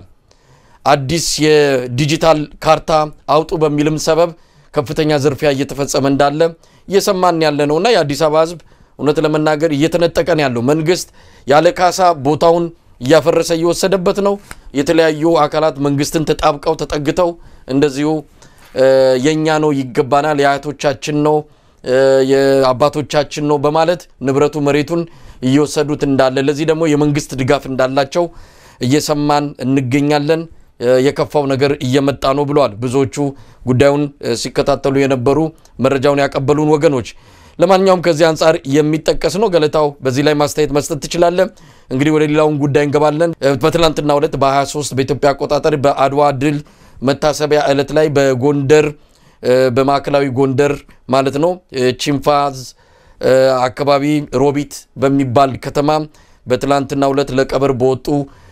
የከተማው ነዋሪዎች ላይ የሞርታር ጥቃት ተፈጽሞ 32 ሰዎች መገደላቸውን ሰምተናል አብዛኞቹ ለቀብር የወጡ እናቶች እና አባቶች የሚገኙበት ነው ህፃናትም ህይወታቸው እንዳለፈ ተሰምቷል እጅግ ትልቅ አዘን ነው ትልቅ ጉዳይ ነው ይሄን በተመለከተ የአማራ ፋኖ አንድነት በጎንደር መግለጫ አውጥቷል የዓለም አቀፉ ማህበረሰብ ጉዳዩን እንዲመረምረው ጠይቋል ብርሃኑ ጁላ በትላንትናው ዕለት በአድዋ መታሰቢያ መድረክ ላይ የተናገረው ነገር አለ ራሳቸው እየፈጸሙ ቲያትር እየሰሩ በቪዲዮ ቴክኖሎጂ እየተጠቀሙ መከላከያን ስም የሚያጠለሹ ብሎ ነው የገለጸው መከላከያ የማንንም ዝምብ በተለይ ሰላማዊ ዜጎችን ዝምብ እሺ አይልም አይነካቸውም ነው ያለው ይህን ሁሉ ወንጀል እየፈጸመ በድሮን እየጨፈጨፈ በቅርቡ ነው በአማራ ክልል በምስራቅ ጎጃም ከፍተኛ የሆነ እልቂት የተፈጸመበት የድሮን ጥቃት ያካሄደው ይህን ሁሉ ሽምጥጥ አድርጎ ክዶ እንደም የሚፈጽሙት እነሱ ናቸው ድራማ እየሰሩ ነው መከላከያ በዚህ የሚታወቅ አይደለም ብሎናል ምናልባት እነሱ የሚተኩሱት ጥይት አይደለም ብለው ወደፊት ሊከራከሩን ካልሆነ በስተቀር እስካሁን ያደረጉት ያለው ግን በጦር ወንጀለኝነት የሚያስጠይቅ ነው ገለታው ሌሎች ከአማራ ክልል አንፃር የፋኖች እንቅስቃሴዎችን የሚያመለክቱ መረጃዎች አሉ እሱን አስከትዬ አመጣለሁ ግን በእነዚህ ላይ አስተያየት ካለ ላንተ መድረኩን ተዋለሁ በዚህ በአዲስ አበባ ጉዳይ ላይ መቼም አዲስ አበባ ውስጥ ያለ ህገወጥነት አዳነች ከመጣች ጀምሮ ያለ ህገወጥነት ቃል የሚገልጸው እንዳይመስልህ እኔ ተቃዋሚ ፓርቲ ስለነበርኩ አይደለም ይሄንን ማለት መሳይ ቃሎች የማይገልጿቸው ህገወጥነት ነበር አንዳንዱን ላንሳል ለምሳሌ አሁን በዓለም ታሪክ ተሰምቶ የማይታወቅ ተጨማሪ ምርጫ ጣቢያ ተሰምተህ ታውቃለህ በምርጫ ጊዜ ማለት ነው ምርጫ ማጭበርበር ይኖራል ምን ይኖራል ግን አዲስ አበባ ውስጥ እኮ ምርጫ ቦርድ የማያውቃቸው ምርጫ ጣቢያዎች እኮ ተፈጥረው ምዝገባ እኮ ሲያካሂዱ ተይዘዋል ያንን ተቋሚዎቹ አንዳንዶቹ ምርጫ ቦርድ አላሰማራም መዝገቡን ይዘው እየመዘገቡ ተይዘው ምርጫ ቦርድን ያላቃቸውም ማለት እነዚህ ምርጫ ጣቢያዎች አሁን ይሄን ህገወጥነት ቃል ይገልጸዋል በደንብ እኮ በመንግስት እኮ በአካባቢ ቀበሌ እኮ ይተጠበቁ ነው ይሄን ያደርጉ የነበሩ ቃል ይገልጸዋል ይሄንን ችግር ምርጫ እንደዚህ መጫወቻ ይሆናል በዚህ ደረጃ ትርፍ ቤት ለምሳሌ ማን ነው ትርፍ ቦታ ያያሉ ለምሳሌ እኔ ማስታወሳው አሁን ወደ ልፋት ስልክ ነው አንድ ጊዜ እንደስከንድርም እንደስንታየው በነበሩ ጊዜ አብረን ነው ሶስታችን እንደው ሄድ ነው በመረጃ ቴሌቪዥን የተላለፈ ነው ምናክረማስ ሄደን ጥቆማ ደርሶን ምንድነው ችግሩ ሲሆን የሆኑ ሰዎች መጥተው ይሄ ቦታ የኛ ነው ብሎ አጠሩት እዩ ምናምን ተብለን ሄደን ስንሄድ በቆርቆሮ ግጥም አርገው አጥረውታል እንጠይቃለን የዛ አካባቢ አፓርትመንት የዚህ አካባቢ ህንጻ ለወደፊት የዚህ ምንድነው ግራውንድ ፕሌግራውንድ ነው አይደለም የሚባለው የልጆች ለመጫወቻ የሚሆን ቦታ ነው እሱን ለቤት እንሰራበታለን ብለው በቆርቆሮ አጥረው ታገኘ እዛ ጋዜጠኛ ይዘን ሄደን ይሄው የቦታ ታጥሯል ክፍለ ከተማ ስትጠይቅ ወረዳ ስትጠይቅ እኮ ታዘናልኛ ምንም እኮ ምናቀው ነገር የለም ብለው የሚፈሩበት ጊዜ እኮ በዚህ ደረጃ እኮ ህገወጥነት ያለበት ዛሬ አንዲት እህት የታወቀች ናት ስሟን ባልጠቅስ ደስ ይለኛል የታወቀች አርቲስት ናትና ክፍለ ከተማው ጉቦ ጠየቀኝ ብላ እንትና ወጣች የሆነ ዜና ያየው ክፍለ ከተማው እኮ ጉቦ የጠየቃት የተወሰነ 100,000 የተወሰነ ሺህ ብር እንግዲህ ክፍለ ከተማ ማለቷ እንግዲህ የተወሰኑ ባለስልጣናት ጠይቀዋታል ማለት ነው ህገወጥነቱ እኮ ስም የለውም መሳይ ይሄ ህገወጥ የሆኑ ቦታዎችን ተቆጣጥሮ ግንባታ አድርጋለሁ ማለት ከጉጭ መስራት አዲስ አበባ ውስጥ ይሄን ያደረገች ነው ያለች ሴት ስለዚህ አዲስ አበባ ህዝብ መታገል ነው ያለበት መሳይ ገለታው ህገወጥነቱ ደግሞ ማንነትን መሰረት ሲያደርግ አይ በህዝቦች መሃል ከፍተኛ ሆነ የጥላቻ ግድግዳ እየገነባህ ነው የምትሄደው አሁን በዚህ ዙሪያ ተጠቃሚ የኦሮሞ ህዝብ ተጎጂ ሌላው የኢትዮጵያ ህዝብ እየተባለ እንዲገለጽ ነው የተፈለገው አብይ አህመድ የበለጠ የኦሮሞን ህዝብ በብብት ውስጥ ለማስገባት እንዲህ አይነቱ ነገሮች በሰፊው ያከናወነው ይሄ እናንተ ነው ያያቶቻችሁ ነው ማን ነው የትግሬ ያደረገው ማን ያማራ ያደረገው ይሄ እናንተ ነው የሚል ከዛ የሚያዩት ፖለቲካዊም የተለያዩ ድጋፎች አላቸው እነዛ ሰዎች ዝም ብለው እንኳን ለሚደው አጥር የሚያጥሩት ወይም ደግሞ ቤቱን የሚነጥቁት በኋላ ላይ እኮ ካርታ ሁሉ ሰርተው ይሰጧቸዋል የእናንተ ነው ተብለው የካርታ ማስረጃ ሁሉ ይሰጧቸዋል ስለዚህ ይሄ እኮ ማንነትን መሰረት ያደረገ መሆኑ እኮ ነው ትልቁ ለኢትዮጵያም እንዳደጋ ሆኖ እየተከሰተ ያለው ይሄንን አይ ቲንክ በብዙ ጊዜ ውይይት ያነሳ ነው መስሎኛል ስርዓቱ እንደ ስርዓት እንዲህ አይነት ማህበራዊ ቅራኔዎች ይፈልጋል አሽትቶ ነው ማህበራዊ ቅራኔ መምጣት አለበት ከግጭቶቹ አንዱ እኮ ነው ጦርነት አሁን ቀደም ያልነው ዴሞክራሲና ፍትህ ሽግግር ፍትህ ያፈርሰዋል በቃ እነዚህ መድኃኒቶች ወስዶ ሚድን አይደል ያፈርሰዋል ስለዚህ ከዚህ የተነሳ ግጭቶች ይፈልጋል ቅራኔዎችን ይፈልጋቸዋል በተለይ የብሔር ቅራኔ ዋና መኖሪያዬ ነው ብሎ ነው የሚያምነው ዋና የኦሮሞ ህዝብ ቢመቸው ቢሆንለት ለተወሰኑ ሰዎች ለሁሉ ጉቦ መስጠት አይችልም ለተወሰኑ ሰዎችን ይዞ አክቲቪስት አድርጎ እነሱ ሚዲያውን ተቆጣጥረው እየታዩ በደንብ እየታዩ ኦሮሞነታቸው በደንብ እየታየ ተጠቃሚ ነኝ እንዲሉ እኮ ነው የሚፈልገው እዚህ ትራፕ ውስጥ አንገባም ኢትዮጵያውያን እውነት ነው እንዳልከው ግን በዚህ ሂሳብ ደግሞ ጉቦ የሚቀበሉ እነዚህ ወገኖች ከፍትህ ደጅ እኮ ያመልጡ መሳይ ፕሮፐርቲ ራይት የሚባል ነገር አለ በአለም ላይ የዜጎች ትልቁ መብት በህገ መንግስት መረጋገጥ ያለበት አንድ ሰው አገር አለኝ ብሎ ዘና የሚለው ደስ የሚለው ፕሮፐርቲ ራይት የንብረት መብት የሚባለው በህገ መንግስት ሲረጋገጥ ያን የሚያስከብር ተቋም ሲኖር ፖሊስ ሲኖር ስለዚህ ይሄ የንብረት መብት አደጋ ላይ ነው ከምን ጊዜው በላይ አደጋ ላይ ነው ያለው በቃ ስጋት ላይ ነው ያለው ሊፈርስ ይችላል አንድ ስጋት ነው ልወረስ ይችላል አንድ ስጋት ነው ምክንያቱም የንብረት ወረሳ የሚባል ህግ ወጥቷል የማንነት ጉዳይ በዚህ ላይ ተደባልቆበታልና የፕሮፐርቲ ራይት ወይም የንብረት መብት ከምን ጊዜው በላይ አደጋ ላይ ወደቀበት ጊዜ ነው በዚህ ውስጥ ኢንቨስትመንት በዚህ ውስጥ ማርኬት ሊኖር አይችልም ዜጎች እንቅልፍ በተለይ ትልቅ ሀብት ያለው ሰው እንቅልፍ ተኝቶ እንዴት ሊያደር ይችላል ሁለት ህንጻ ያለው እዚህ ያለው ሳይተኛ እኮ ነው የሚያድረው መሳይ ምክንያቱም ነገ ሊፈርስ ይችላል ይላል መንግስት የሚጭንበት ታክስ ካልከፈልኩ ሊወሰድብኝ ይችላል ብሎ ይሰጋል እና በእንደዚህ አይነት ስጋት ድባብ ውስጥ ዜጎች ሊኖሩ አምራች ሊሆኑ ማይችሉ ስለዚህ ያው መሳይ ምንለው ነገር አንድ እኮ መተባበር ነው ያለብን ኢትዮጵያውያን ተባብረን ቅድም እንዳልነው አንድ ጥሩ ሊደርሺፕ መውለድ መቻል ጥሩ ሊደርሺፕ ጀግና ህዝብ ሆነን እኮ ስንደቆስ ምንኖረው እኮ ጀግና ህዝብ እንዴት ይደቆሳል የሚያስተባብረው ስለሚያስፈልገው ሊደርሺፕ ስለሚያስፈልገው አድዋን ያሸነፍነው በጥሩ ሊደርሺፕ እድለኞች ሆን በሊደርሺፕ በዛ ወቅት እድለኞች በጣም እድለኞች አጼ ምኒልክን የሚያክል ጂኦፖለቲካውን ሁሉ የተረዳ የኃይል አሰላለፍ እንደምታውቀው አሁን የእንግሊዝና የፈረንሳይን የኃይል ሚዛን ተረድተው ከፈረንሳይ ጋር ቆሙ እና ፈረንሳይ ጋር ጥሩ ግንኙነት ፈጠሩ በሊዝም ጅቡቲን ሲሰጡ ጥሩ የኃይል ሚዛን እኮ ትንታኔያቸው እኮ ነው በመሳሪያ እኮ በደንብ ነው የተዘጋጁት የነበረው ቴክኖሎጂ ታጠቁት የነበረውና በወቅቱ የሚመዝነው ማለት ነው ስለዚህ አካባቢውንም የተረዳ ሊደርሺፕ መውለድ አለብን ተቋም መፍጠር አለብን ኢትዮጵያዊ የሆነ አሊያንስ ቀደም ያልነው ህዝባዊ ቢተኝነት መቀስቀስ አለብን አለበለዛ ይሄ ተሸራራፊ ችግሮች በድህነት መከራ ነው የሚያሳየን እኔ ከሁሉም በላይ የሚያሳስበኝ ራብ ነው አሁን ቀደም ስለ ኢኮኖሚ ያነሳህና ጦርነቱስ ኢኮኖሚው እኮ እንዴት ይችላለች ሀገሪቱ አልቻለችም እኮ አሁን እኮ ሀገሪቱ እኮ አለመቻሏን በምንድን ነው የምናውቀው ህብረተሰብ መኖር አልቻለም መብላት አልቻለም አንድ ሰው ከልጆቹ ጉሮሮ ላይ መንጠቅ ጀምሯል ቁርስና ቁርሳቸውን ዝለሉ ማለት ጀምሯል አዲስ በግልጽ እንነጋገር ከተባለ መሰለኝ ምሳና ራት አንድ ላይ እንዲበሉ የሚያደርግበት ዘመን መጥቷል የሚያስርብበት ዘመን መጥቷል ይሄ ነው አልቻለችም ሀገሪቱ ማለት አልቻለም መልበስ አልቻለም ዜጋ ማለት ወጥቶ መግባት አልቻለም ማለት አንድ ሰው መኖር አልቻልንም ማለት ነው ስለዚህ ከዚህ በታች ምንም አንሆንም እንደዚሁ መቆየት ነው ሲኦል እዚህ እንተባበርና ታገል የሚለው ላይ እንደው አንከር ማድረግ አመርማረግ ያለብን ይመስለኛል ገለታው እንግዲህ ያነሳውት ሌላው የአማራ ክልል ላይ ተፈጸመውን ጥቃት ነው ከ30 በላይ ሰዎች የተገደሉበት የሮቢቱ ጥቃት ከዚህ አንፃር የሚጠቀስ ነው በጣም አሳዛኝ አጋጣሚ ነው በአድዋ በዓል ላይ ለዛውም ኢትዮጵያውያን ክብርና ሞገስ በሚሰማቸው ኩራት በሚሰማቸው ዕለት ላይ የአድዋ ጀግኖችን ያስታወሱ በተለያዩ ስሜቶች በሚያከብሩበት ዕለት ነው እንግዲህ የአብይ አህመድ አገዛዝ በሞርታር ጥቃት የሮቢት ከተማ ማከላዊ ጎንደር ኢንፍራንስ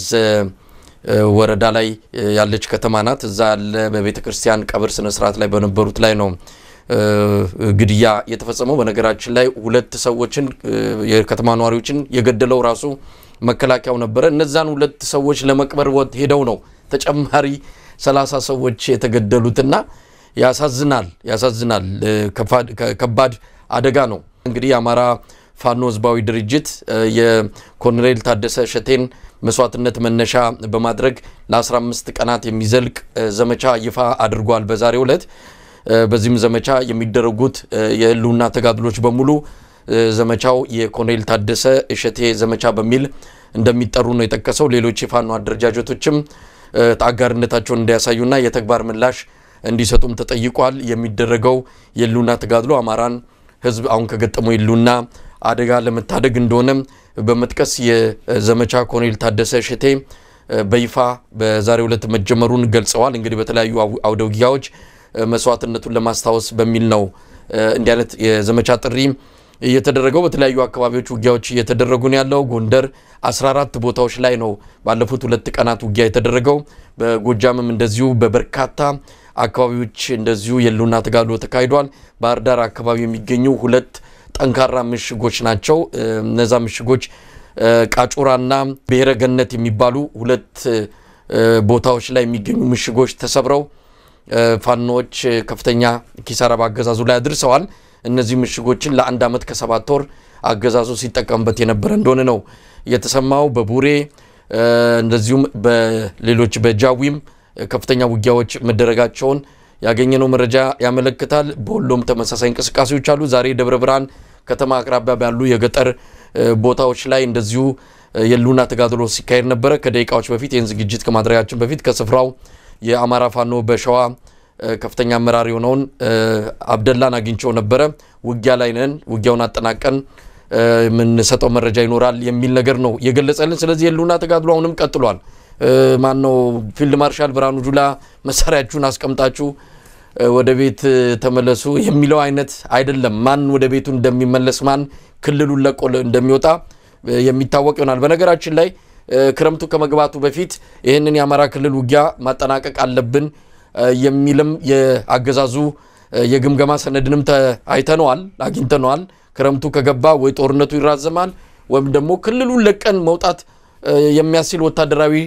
ኪሳራ ሊደርስብን ይችላል። ስለዚህ ክረምቱ ከመግባቱ በፊት በሚቀጥሉት 2 ወራት ውስጥ የአማራን ክልል ጣጣ መጨረስ አለብን የሚል ግምገማ አድርጓል። እንግዲህ ይሄ ለ7ኛ ጊዜ ይመስለኛል እንዲህ አይነት ቀጠሮ እየሰጡ ዘመቻ እየከፈቱ የተቀለበሰባቸው የሚገኘው። አዲስ ነገር የለም። አሁንም ክረምቱ ከመግባቱ በፊት የሚል የጊዜ ሰሌዳ ቀነቀጥሮ ይዘው ሰራዊት እያስገቡ ይገኛሉ። በአማራ ክልል ያሉት ነገሮች በዚህ ሊታዩ የሚችሉ ነው። ገለታው መጀመሪያ ይሄ ያነሳው ወገኖቻችን ግድያ ነገር እጅግ በጣም ያሳዝናል። ምንም ቃል አይኖረንም በእውነት በምን ኃይለ ቃል በምን አንደበት እንገልጸዋለን። እንደዚህ ድሆች ወጥተው ቀብር ሲሄዱ የሚገደሉባት ምድር ሆናለች ሀገራችን እና በጣም ያሳዝናል። መጽናናት ለቤተሰቦቻቸው ሁሉ እንግዲህ ይሁን እንላለን። ከዛ ባሻገር ግን ሌሎች ቁጭትና አልህ ለይዛቸው ይገባል። ያታገሉ ወገኖች በብዙ አቅጣጫ በአንድ በኩል የዚህን ህዝብ አበሳ ቶሎ ለመጨረስ ትብብር ማድረግ። ምክንያቱም አሁን ያነሳነው ነው መሳይ ያለነው ጥሩ ጊዜ ላይ ነው። አሁን አድዋን የምናስብበት ጊዜ ላይ ነው፣ ጥሩ ጊዜ ነው እና ይሄ አሁን ያነሳነው ቅድም መሳይ አድዋን እንዴት አሸነፈ? ጀግና ህዝብ እኮ ሁሉ ጊዜ አሸነፈ። ደጋገምኩት መሳይ ይሄን ነገር ይጠቅም እንደሆነ ብዬ ጀግና የሆነ ህዝብ ሁሉ ጊዜ በዝም ብሎ በጀግንነቱ ብቻ ያላሸነፈ። አልጄሪያውያኖችም ጀግኖች፣ ኮሪያውያን በጣም ጀግና ህዝብ ነው። ወቅቱ አላሸነፈ። ሊደርሺፕ ወሳኝ፣ ሊደርሺፕ በድል እንድንወጣ የሚያደርገን እሱ ነውና ፋኖም ከሌላም አቅጣጫ የተነሱ ኢትዮጵያውያን ልክ እንደ አባቶቻችን ኢትዮጵያን እንዳዩት የአካባቢ መሪዎች የአካባቢ ነገስታት ኢትዮጵያን እንዳዩት አይተው ከዛ መልስ ችግሮች ካሉ ይፈታሉ እንዳሉት አይነት ትብብር ያስፈልጋል። ያ ከሆነ የዚህ ህዝብ ግድያ በሳው ሊያበቃ ይችላል እንጂ ከዛ ውጪ ያሉ ተቃውሞዎች ብቻ ነፍጦች ብቻቸውን ላይመክቱ ላያድኑት ይችላሉ። ይሄ ሰው ጨካኝ ነው። መሳይ ጨካኝ ነው። ምንም ደሞ አይሰማው ሰው ገሎ ምን ብሎ አምሮበት የሚወጣ ሰው ሪቫን የሚቆርጥ ሰው ነውና በጣም ጨካኝ የሆነ ብልጽግና የሚያወራ ሰው ነው። መትረፍረፍ የሚያወራ ሰው ነው። ስንዴ ማስገባት አቁማናል የሚል ነው ህዝብ አስሮ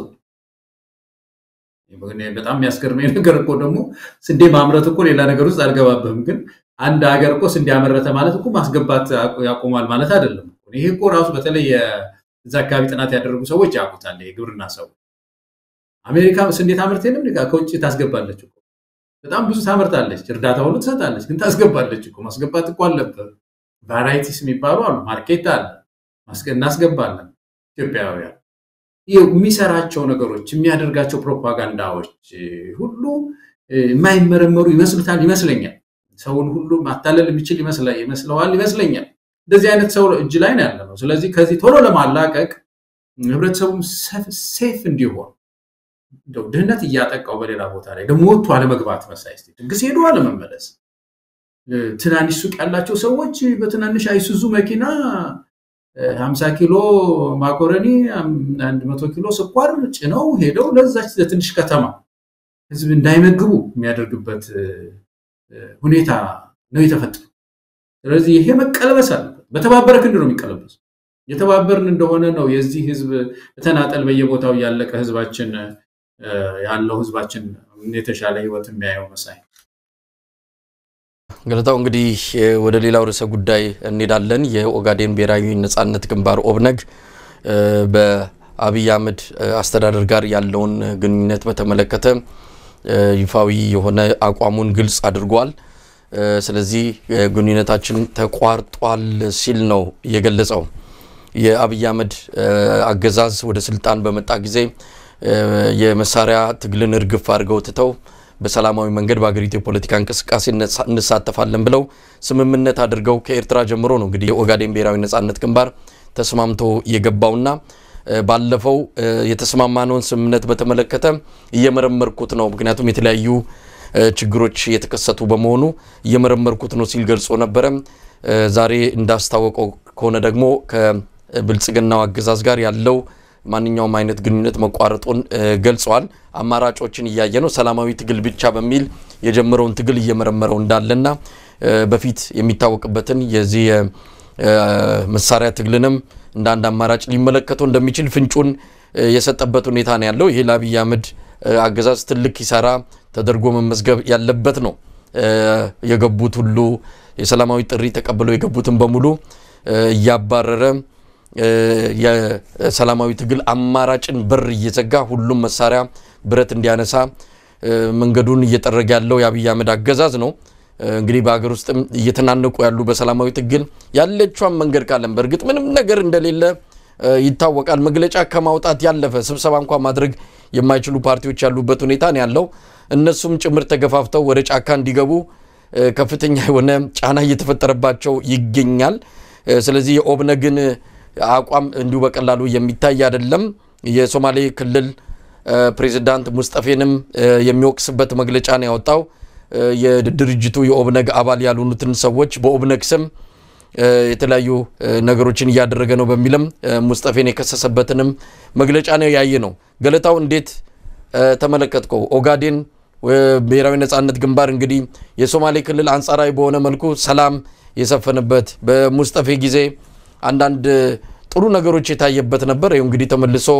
ወደ ቀውስ ውስጥ ሊገባ የሚችልበት እድል ሰፊ ነው አሁን እንደምናየው መዘንጋት የሌለበት የአፋርና የሶማሌ ኢትዮጵያውያን ጦርነት ላይ ነው ያሉት አብይ አህመድ ይሄንን ጦርነት እንደሚፈልገው በተደጋጋሚ ስናነሳ ነበር ከሰሞኑም ማገርሸቱ እየተነገረን ያለው በየቦታው ሁለቱ ወገኖች ኢትዮጵያውያን ወገኖች እየተጋጩ እንዳለ ከፍተኛ የሆነ ጉዳት እየደረሰ እንዳለም እየሰማን ያለነውና እዚህ ምዛም ትኩሳት ነው እዚህ ምዛም እሳት ሆኗል ገለታው ዋና ነገር የተበላሸብን ሰዎች ስለሆነን ያ የዛ ነጸብራቅ በየቤቱ በየክልሉ አሁን ባሉት የፖለቲካል ዩኒትስ ውስጥ በሙሉ ገብቶ ማመሱ የሚጠበቅ ነገር ነው መሳይ እኔ ይሄ ብዙ አዲስ ነገር አይመስለኝም ተበላሽቶ ሽግግራችን ተበላሽቷል ስለተበላሸ በየቤቱ በተፈጠሩት ክልል እንበላቸው በየብሔሩ ቤት ውስጥ ገብተው ችግር መፍጠራቸው የታወቀ ነው የኦብነግም ያ ውጤት ነው ጨረሻ ላይ ታግሶ ሸርታታ መንግስት ነው የሚፈታው ችግር የለም ከጎረቤት ጋራ ከክልል ጋር እንግዲህ ደግሞ በድንበር በምን ያፋጫል መዋቅራዊ ችግሩ አልተፈታም ተጋድለው ደግሞ ኩልክ እንደ ሁለት ሀገር ቆም አንድ ጊዜ ታስታውስ እንደሆነ እኮ የምርኮኛ ልውውጥ አደረጉ ምናምን ሁለት ሀገር ነው የሚያደርገው ወይስ ማን ነው ስትል አፋርና ሶማሊያ ክልል የምርኮ ልውውጥ አደረጉ የሚባልበት ምድር እኮ ናት ምድራችን። ስለዚህ መዋቅራዊ ችግሩ ሰፊ ነው። የድንበሩ ችግር እንበለው የምኑ ችግር ኢኮኖሚው ችግር በየክልሉ እየፈነዳ ነው ያለው። ስለዚህ ከላይ የተበላሸ ነገር ነው ያለን እና ከዛ የተነሳ ኦብነግም እዚህ ደረጃ ላይ መድረሱ የዛ ችግር ነጸብራቅ ይመስለኛል። ግን አንዱ ትልቁ ነገር ምንድነው ሶማሌ ክልል ውስጥ ኦብነግ በጣም ሰፊ ኮንስቲትዩንሲ ያለው በጣም ሰፊ ተቀባይነት ያለው ተቋም አሁን ደግመን ደጋግመን መሳይ እንደው ማንሳት ያለብን ኢትዮጵያውያን ስኮላርስ አክቲቪስት ምንበላቸው ጋዜጠኞችም ሁሉም አሁን የዚህ ጊዜ ጥሪ መሆን ያለበት ኦብነግ ሆይ በስላሃል ልክ ነው ህመሜ ነው ብሎ ኦላ ሊያነጋግረው ይገባል። ኦላና ፋኖ መነጋገር አለበት። ፋኖና ትግራይ ውስጥ ያለ አዲስ የቲዲኤፍ ኃይል ያስፈልገዋል። የህዝብ የታጠቀ ትግራይ ከዋት የተነጠለ መሳይ ይሄን አሮጌ ነገር የሚጎትት ሳይሆን አዲስ መንፈስ ያለው መነጋገር መቻል አለባቸው። ቲዲኤፍ ውስጥ ያሉ ሰዎች ከፋኖ ያሉ ከኦላ ያሉ ከኦብነግ ያሉ ወደ ደቡብ ደግሞ ትግራይ ማነው ጉራጌ ውስጥ ያሉ ንቅናቄዎች እነዚህ ልክ እንደ አባቶቻችን አድዋ ላይ ነው ያለነው ብለናል። አድዋ ላይ እንዳደረጉት ኢትዮጵያን ማየት የቻሉ እንደሆነ በተናጠል የሶማሌን ህዝብ ነፃ አወጡታል፣ የትግራይን ህዝብ ነፃ አወጡታል፣ የአማራን ህዝብ ነፃ አወጡታል፣ የኦሮሞን ህዝብ ነፃ አወጡታል። እንደ ሀገር ደግሞ መቀመጫችን የጋራ መቀመጫችን በጎ ትሆናል። ይሄ ስሌት ሳይኖር ብቻችንን በሽቀን ብቻችንን ለብቻችን የምናደርገው ትግል እኔ ትልቁ ስጋት የኢትዮጵያን ስቴትለስ እንዳያረግብን በተወሰነ ጊዜ ዋጋ እንዳያስከፍል። እንደዚህ አይነት ትግል ጥሩ አይደለም። መያዝ አለበት። ማያይዘን ምንም ነገር የለም በዚህ ሰዓትና የኦብነግ ወገኖችንም እኔ በዚህ አጋጣሚ እንደው አልባት የሚያዳምጡን ከሆነ ከሌሎች ወንድሞቻቸው ጋር ሆሪዞንታሊ ኮሙኒኬት ማድረግ ያስፈልጋል። የጋራው ቢታችን አዝመሟል። በጣም አዝሙ ተበላሽቶ ቅድም ያልነው እኮ ነው። እንደዚህ አዲስ አበባ ላይ የሚያክል ትልቅ ከተማ የአፍሪካ ዩኒየን መቀመጫ የሆነች ስርዓት አልበኝነት፣ ህገወጥነት፣ ፕሮፐርቲ ራይት ሁሉ እንደዚህ የረከሰባት ከተማ ናትና ቶሎ ያዘመው ቤታችንን እናድስ ዘንድ እሱ ነምበር 1 አጀንዳ ነው መሆን ያለበት የሚመስለኝ። ከዛ ስር ነው እንግዲህ የየቤታችንን የሚጸዳው የሚያጋጩን ነገሮች ሁሉ የሚስተካከሉት መዋቅራዊ ችግሮች ሲፈቱ ስለሆነ ኦብነግም ወደዛ ከፍታ ይመጣል ብዬ አስባለሁ። ግን የኦብነግ ይህን እርምጃ መውሰድ ግን ትልቅ ፖለቲካል ኢምፕሊኬሽን አለው ማለት ነው። ትልቅ ፖለቲካ ያ ኢምፕሊኬሽን ምንድነው? አብይ አህመድ ያላጣው የለም ማለት ነው። በቃ ምንም ያላጣው የለም። ተደራድሮ የሚያሳምነው የለም ማለት ነው። በፖለቲካ ተደራድሮ ኮሙኒኬት አድርጎ ድርድር አድርጎ የሚያሳምነው የለም። ከኦላ ጋር ታንዛኒያ እንደምታውቀው የዳር ሰላም ስምምነት ፈርሷል። የፕሪቶሪያው ስምምነት የምታውቀው ነው። ድክመት ነው የያዛቸው ሁለት አደገኛ ኃይሎች ደክሞ ቁጭ ብለዋል እንጂ የፕሪቶሪያ ስምምነት ሜዳ ላይ ነው ያለው። ከሌሎች ከኦላ ጋራ ተነጋገርን የሚለው በሸፍጥ በምን ፈረሰ። ኦላ ሌላ ነገር ካልኩሌት እያደረገ ነው ያለው ማን ነው ኦብነግ። ስለዚህ በአጠቃላይ ይሄ ሰው የፖለቲካ ሶሉሽን እንደማይሰጥ የመጨረሻዋን ሙጣጫዋን ማለት ነው። የመጨረሻዋን ሙጣጫዋን ሶማሌ ክልል ውስጥ ያለው ነው አጥቷል። ስለዚህ እንግዲህ ይሄ ጉዳይ በአጠቃላይ እንደው ገዘፍ ያለው ነገር ወደ ትብብር ቢያመራን ግን ጥሩ ነው የሚል ነገር ነው እንደው ነገር መስለው መሰለኝ። ገለታውን ትብብርን በተመለከተም በባለፈው ፕሮግራማችን እናንተም አንድ ሐሳብ ጨረን ነበር። በሐሳቡ ላይ ኢትዮጵያውያን እየተወያዩ እንዳለን ገምታለን። ያም ትብብሩ መምጣት አለበት። ግን ያ ትብብሩ የሚያዋልዳት ሀገር ወይም ደግሞ የምትመጣው ሀገር ኢትዮጵያ እንደሚባለው የሚያስፈራው ይሄ ኮንፌዴሬሽን አይነት ቅርጸ መንግስት ይዞ የሚመጣ ከሆነ የበለጠ አደጋ፣ የበለጠ ትርምስ፣ የበለጠ ደም መቃባትና ምስራቅ አፍሪካ ላይ የአኬልዳማ ምድር የሚሆኑ ድል ሰፊ ስለሆነ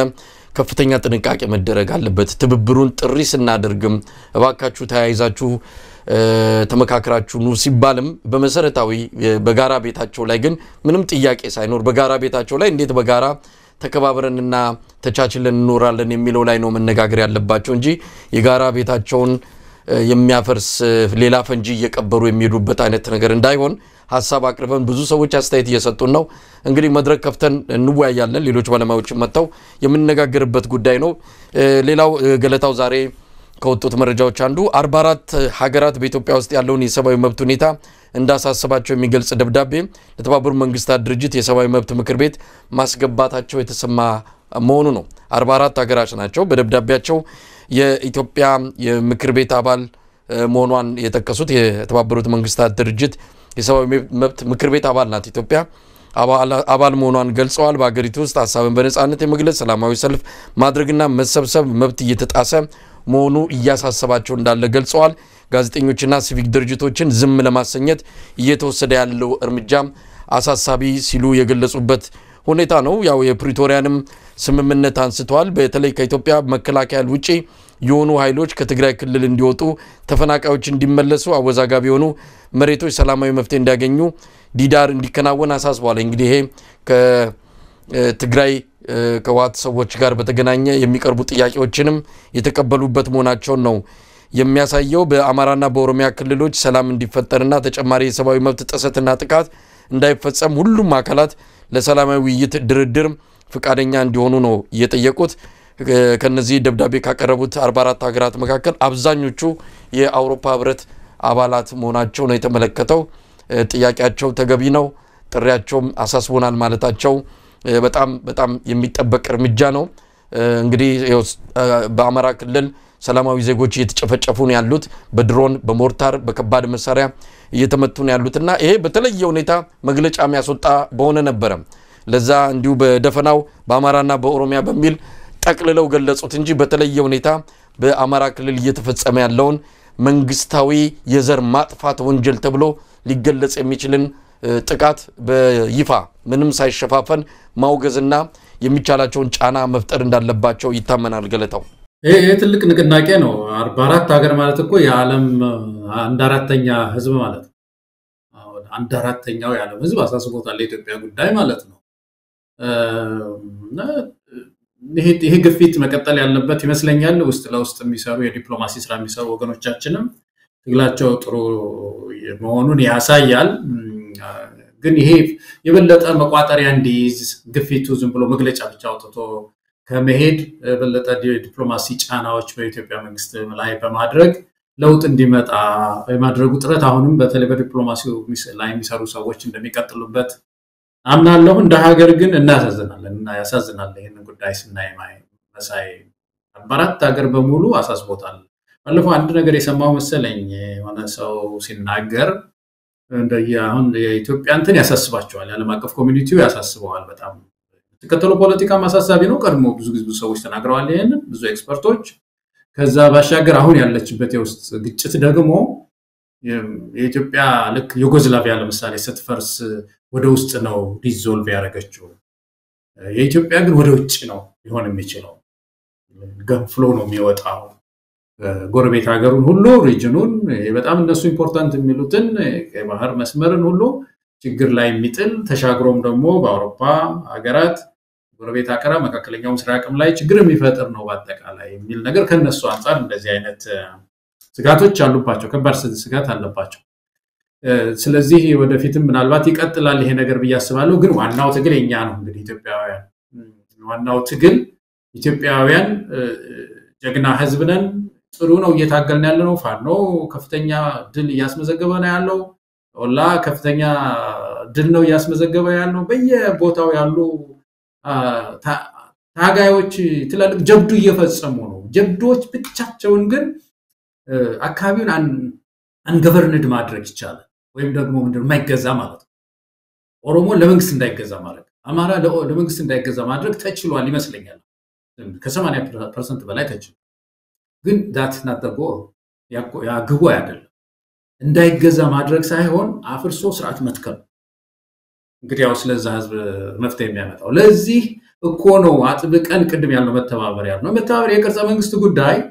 ቅርጸ መንግስቱ ዲያሎግ ነው የሚያስፈልግ ቁጭ ብሎ መነጋገር ነው ኔፓሎች የዘውድ ስርዓታቸው እንደምታውቀው ከሌላው ዓለም በጣም ዘግይተው አሁን በቅርብ ጊዜ ነው የዘውድ ስርዓቱ ያበቃውና ከዛ በኋላ ምን አይነት ስርዓት እንከተል የሚለው ብዙ አመት ነው የፈጀባቸው እኛ ጋር ሁሉ ሰው ልከዋል መሳይ ኤክስፐርቶች ኢትዮጵያ ውስጥ ልከው ያኔን ስዩም መስፍን ምናምን በነበሩበት ጊዜ ማለት ነውና ልከው እንግዲህ የተለያየ አይነት የመንግስት ስርዓት ሲያጠኑ ነበርና አንዱ በጣም የተለየ ደግሞ የምትከተለው ኢትዮጵያ ናት ብለው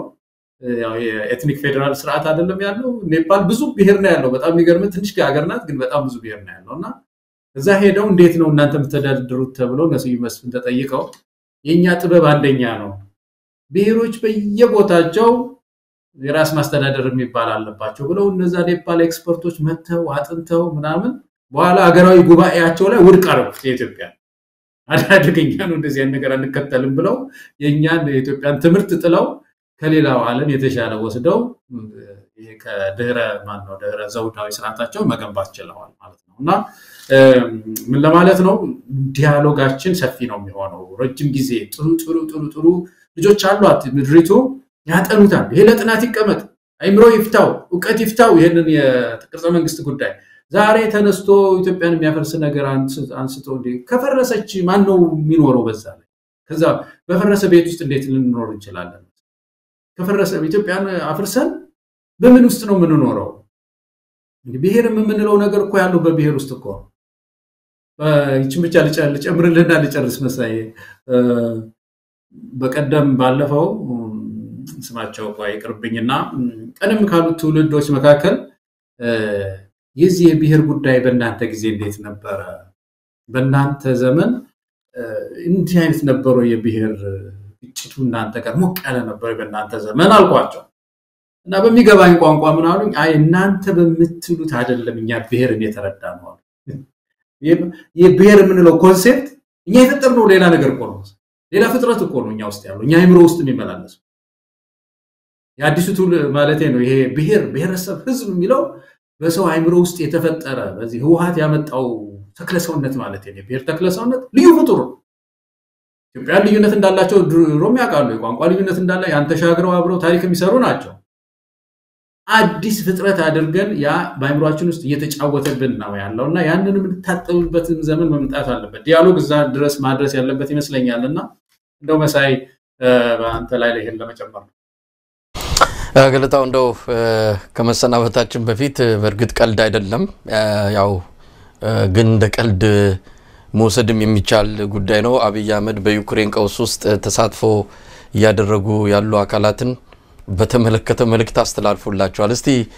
ከመንግስት ቴሌቪዥን ላይ ያገኘዋትን ቁራጭ ዜና እንስማት በዩክሬን ቀውስ ውስጥ ተሳትፎ ያደረጉ ያሉ ሁሉም አካላት ከድርጊታቸው እንዲታቀቡ ጠቅላይ ሚኒስትር አብይ አህመድ ጠየቁ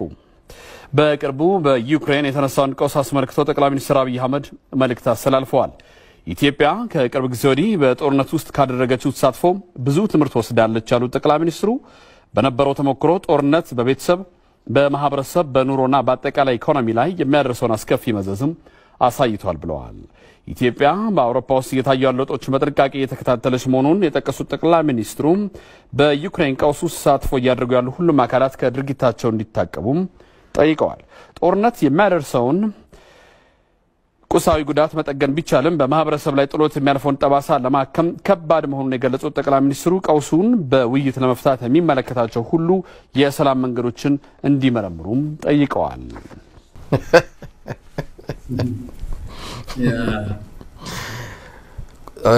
ቀልድ ወይም ደግሞ በኤአይ የሚባለው በዚህ በአርቲፊሻል ኢንተለጀንስ የተሰራ አይደለም ገለታው በትክክል በብሔራዊ ቴሌቪዥን ላይ የተላለፈ የአብይ አህመድ መልእክት ነው እንግዲህ በጥይት የሚገላቸው በራብ የሚፈጃቸው አላልቃሉ መሰለኝ አሁን ደግሞ የቀረነውን በሳቅ ሊገለን ነው መሰለኝ የሰውዬ መቼም እንግዲህ መቼም መሪ ምንድነው ኢንተርናሽናል ኢሹስ የዩክሬን ጉዳይ አንስቶ እንደዚህ አይነት መግለጫ ባይሰጥ ጤነኛ ቢሆን ብዙ ሰው እኮ አይገረምም ነበር አሁን ትልቅ ጥያቄ የሆነው ቤታችን የምታስተዳድረው ቤት ምን ይመስላል አያ ምን ይመስላል ነው የህዝቡ ጥያቄ የሚመስለኝ አሁን ህዝቡን ፈገግ የሚያደርገው እየታመስን በጦርነት ይችን ማስተዳደር ያልቻልክ ሰው ዛ ተሻግረ የዩክሬኑ ሰውዬ ምንድነው የሚልህ የራሱ አሮባት የሰው ታማስላለች ይልሃል ዘለንስኪ ምንድነው የምትሰራው ዛ እኔ እኮ ሰማለሁ ዜና እኮ ከታተላለሁ እኔ ጋር ምን አመጣ ይልሃል ነው የኢትዮጵያ ህዝብ ጥያቄ እውነት ነው ይሄ እውነት ነው አንድ ሰው ተሻግሮ ለማየት ምሳሌ መሆን መቻል የሆነ ምሳሌ የሆነ ሰው ነው አስታራቂ የሚሆነው ቤቷን ብጥብጥ ያደረገች ሴትዮ ልታሸማግል ጎረቤት ብትሄድ ምንድነው የሚለው ህዝቡ መሳይ በቃ አንተም ተው ቻለው ሰውየው ያየ ባልና ሚስት ልታስታርቅ ሄዳ እሷ ቤቱን በሙሉ የበጠበጠች ሴትዮ ይሄ የምትታወቅ ሰውዬ በዚህ የምትታወቅ ሴት ጎረቤት አስታራቂ ሆና ማካከለ ቂጥ ብትል ቁጭ ብትል ይቅርታ እንካን ተጠቀም ህዝቡ ምንድነው የሚለው የህይወት ተሞክሮ ይጠይቃል እኮ ሽምግልና በህይወት ተሞክሮ እነ ማንዴላ ሲያስታርቁ ኢንፍሉዌንስ ያላቸው በዛ ምክንያት ነው አፍሪካ ውስጥ ታዋቂ የሆኑ አንዳንድ ሰዎች ተጽዕኖ ያላቸው በዛ ምክንያት ነውና እኔ እንደው ይሄንን ልኮ ከሆነ በተለይ ለዩክሬን መሪዎች መልሰው ምን ላኩለት የሚለው ነገር ነው ያጓጓኝ እነሱ ደግሞ ምናልባትኛ ያው ያኔ አብያ አካባቢ በነበረን በሱ ዙሪያ ባሉ ባለስልጣናት ጋር በነበረን ቅርበት አንድ ነገር ተነገረ የሰውየው በጣም ደካማ ሳይኮሎጂ አለው እና ይሄንን ደካማ ሳይኮሎጂን እንደ ብቃት ቆጥረው እነ ብራኑ ነጋም ሲያወድሱት አንዳንዴ እንሰማለን በቃ እልም ያለ ጦርነት ሀገር ትርምስምሷ ወጥቶ እሱ እንደ እንትን ሸሚዝና ምን ቀይሮ ከረባት አድርጎ ምንም እንዳልተፈጠረ ሲሆን ያዩና ይሄ አመራር ብቃት ነው ይላሉ በቃ ሀገር ተተረማምሳ አንተ ወጥተ ሌላ ነገር ምንም ነገር እንዳልተፈጠረ ወይ የሆነ ሀገር ለመጎብኘት ውጣ ወይም እንዲህ አይነት መግለጫ ሰጥ ይሄ ነው የነሱ በቃ ትልቁ ያመራር ብቃት አብይ አህመድ ጎበዝ ነው ብሎ ሲነግሩ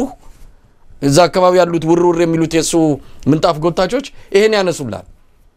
ኢትዮጵያ እኮ አደጋ ውስጥ ነው ያለችው ቤት እየተቃጠለ ነው የኢትዮጵያ ቤት እየተቃጠለ አብይ አህመድ ስለሌላ ሀገር ነገር እንዲያወራ ይደረጋል ወይ መግለጫ ይሰጣል እንደዚህ አይ ምንም አልመሰሉም ሰውየው እኮ ስነ ልቦናው ጠንካራ ነው በቀላሉ አይፍረከረክም በጠላቶች ፊት ፈሪ መስሎ መታየት የሚችል ሰው አይደለም ከዚህ በከኛ ይለያል ይሏል ምንድናቸው እነዚህ ባንተው መጀን ይያሉ የሚከቡት ሰዎች ይሄ አይነት ባህሪ እንዲህ አይነት እንትን እንዳላቸው በቅርበት እናቃለን አሁን ይሄንንም ሲሰጥ ይሄኔ ዛው መንደር ውስኪ የተጎነጩ አይ መሪያችን እኮ እንደዚህ አይነት ድጋፍና አስተያየት የሚሰጡ በዙሪያው የሰበሰበ ሰው ነው ለማንኛውም ገለታው እንደ ኮሜዲ ልናየው የምንችለው ጉዳይ ነው 50 ኢትዮጵያውያን አዲስ አበባ ላይ ከቤተ መንግስት 2-3 ኪሎ ሜትር ማይርቅም አሉ ሰሞኑን በሳት ቃጠሎ 50 ኢትዮጵያውያን ህይወታቸውን አጥተዋል 50 ኢትዮጵያውያን ውጭ ሀገር ለመሄድ ከተለያዩ የኢትዮጵያ አካባቢዎች መጥተው በአንድ ቤት ውስጥ 10-15 እየሆኑ የሚኖሩ ናቸው አሉ እሱ ቤት ተቃጥሎ ከ50 በላይ ኢትዮጵያውያን ተገለዋል ከመንግስት በኩል እስካሁን መግለጫ አልተሰጠም ቀላል ቁጥር አይደለም አንድም ሰው ቢሞት የሚያሳዝን ነው ግን 50 ነው የሞተው እንዲህ አይነት ሰው ነው እንግዲህ በዩክሬንና በሩሲያ ማለት ደግሞ እነሱ ዩክሬንና ሩሲያ የተለያዩ ሁለት ሀገራት እሱ እኮ በርስ ጦርነት ነው እየቀፈቀፈ ያለው የገዛው ወገኖቹን እኮ ነው እየገደለ ያለው ያሳዝናል መቼም አይ ፖለቲክስ ምንድነው እኔ ከየት እንዳመጡት እንደ ዶክተር ብርሃኑ የሚገርም ነው በጣም ፖለቲክስ እኮ ሰው መሽተት አለበት ሰው መሽተት አለበት እንደውም የመጀመሪያው ሪአክሽን የፖለቲከኛ የመጀመሪያው ሪአክሽን ሰዋዊነት ለምሳሌ አንድ ሰው ተመቶ ደም የሚፈሰው ከሆነ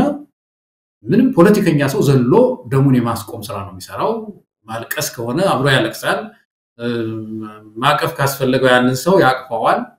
ሁለተኛው የፖለቲከኛ ስራ የጀስቲስ ጉዳይ ነው የፍትህ ጉዳይ ነው የተቋም ጉዳይ ነው ከዛው በኋላ የመጀመሪያው ሪአክሽን ግን ሰውነት ሰው ሲራብ የተፈናቀለ ሰው ካለ የተፈናቀለው ጋር መሄድ ነው መጎብኘት ነው ጻናትን ማቀፍ ነው አሁን እዚህ ለምሳሌ ለትራምፕ ለምንድነው የሚያደርጉት የአሜሪካ መሪዎች ለምንድነው የሚያደርጉት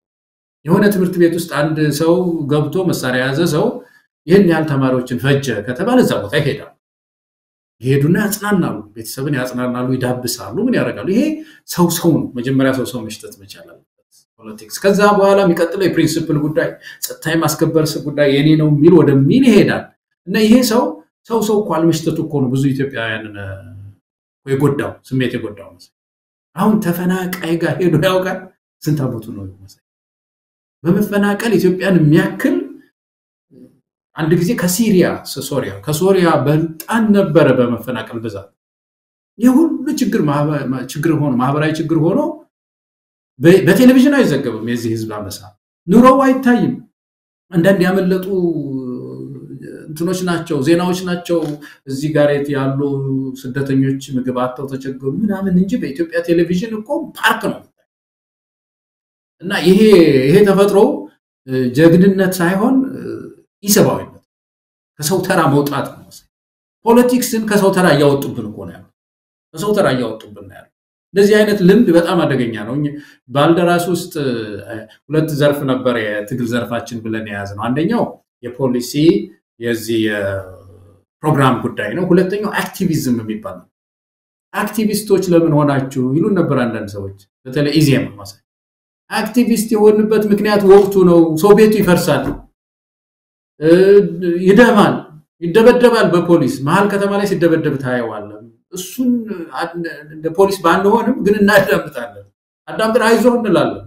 በቴሌቪዥን ደግሞ አውጥተን ደግሞ ይሄ ሰው ተጎዳ እንላለን ሰው መስጠታለን እንደ ሰው መሆን አለበት መጀመሪያ እንደ ሰው ሆነ እንደ ፓርቲ ነው መቅደም ያለበት ያ ነውና የሰውየው ተክለሰውነት ስታየው ኤግዛክትሊ አሁን ይሄን የሚያደንቁ ከሆነ ደግሞ እነሱ በጣም ያሳዝናል ይሄንን የሚያደንቁለት ከሆነ ይሄ ጉዳት የሰው ጉዳቱ የማይመስለው ሰው ነው በሌላ በኩል ደግሞ እንዳልከው ውጭ ሀገር ደግሞ አንድ ህንጻ ፈረሰ ሲባል እኮ መግለጫ ወጣ ፌስቡክ ላይ ምናምን አሁን ቱርክ ሀገር እንደዚህ ሆነ ሲባል ባለፈው አይዟችሁ አለ ረሃብ የሆነ ሀገር አለ ሲባል ይሄን ያህል ሚሊዮን ብር አጽድቀናል እንረዳለን ሁሉ ይላል እና ይሄ ጉዳይ መቀጠል የለበትም አውልቀን ልንጥለው የሚገባ ሰው ነው ሁለተኛም የሚገጥመን አይመስለኝም ወደፊት መጠንቀቅ ይኖርብናል ግን አሁን ትግላችን ከባድ ነውና ታይዘን ታግለን የረጋ ስርዓት መመስረት ይኖርብናል መሳይ ገለታው ጨርሰናል ዝግጅታችንን እንደው ከማብቃታችንን በፊት አሁንም በማህበራዊ ሚዲያ ላይ ሲመላለስ የነበረ አንድ ቪዲዮ አለ አጭር አስተያየት ሰተንበት ዝግጅታችንን እናበቃለን ኢትዮጵያ ውስጥ መቼም ህዝባችን መከራውን በላ እንዲህ አይነት ግፍ ተፈጽሟል ኢትዮጵያ ውስጥ ተው አይ ቀጭኑ ተረጋጋ ቀጭኑ ተረጋጋ ቀጭኑ ተው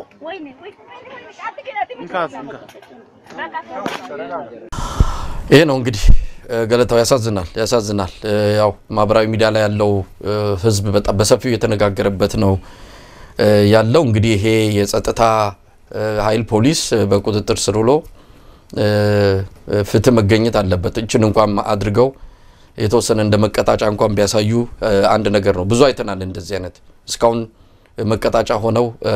ሲታዩ አላየም ከዚህም በላይ አገዛዙም ስለሚፈጽመው ላይደንቀን ይችል ይሆናል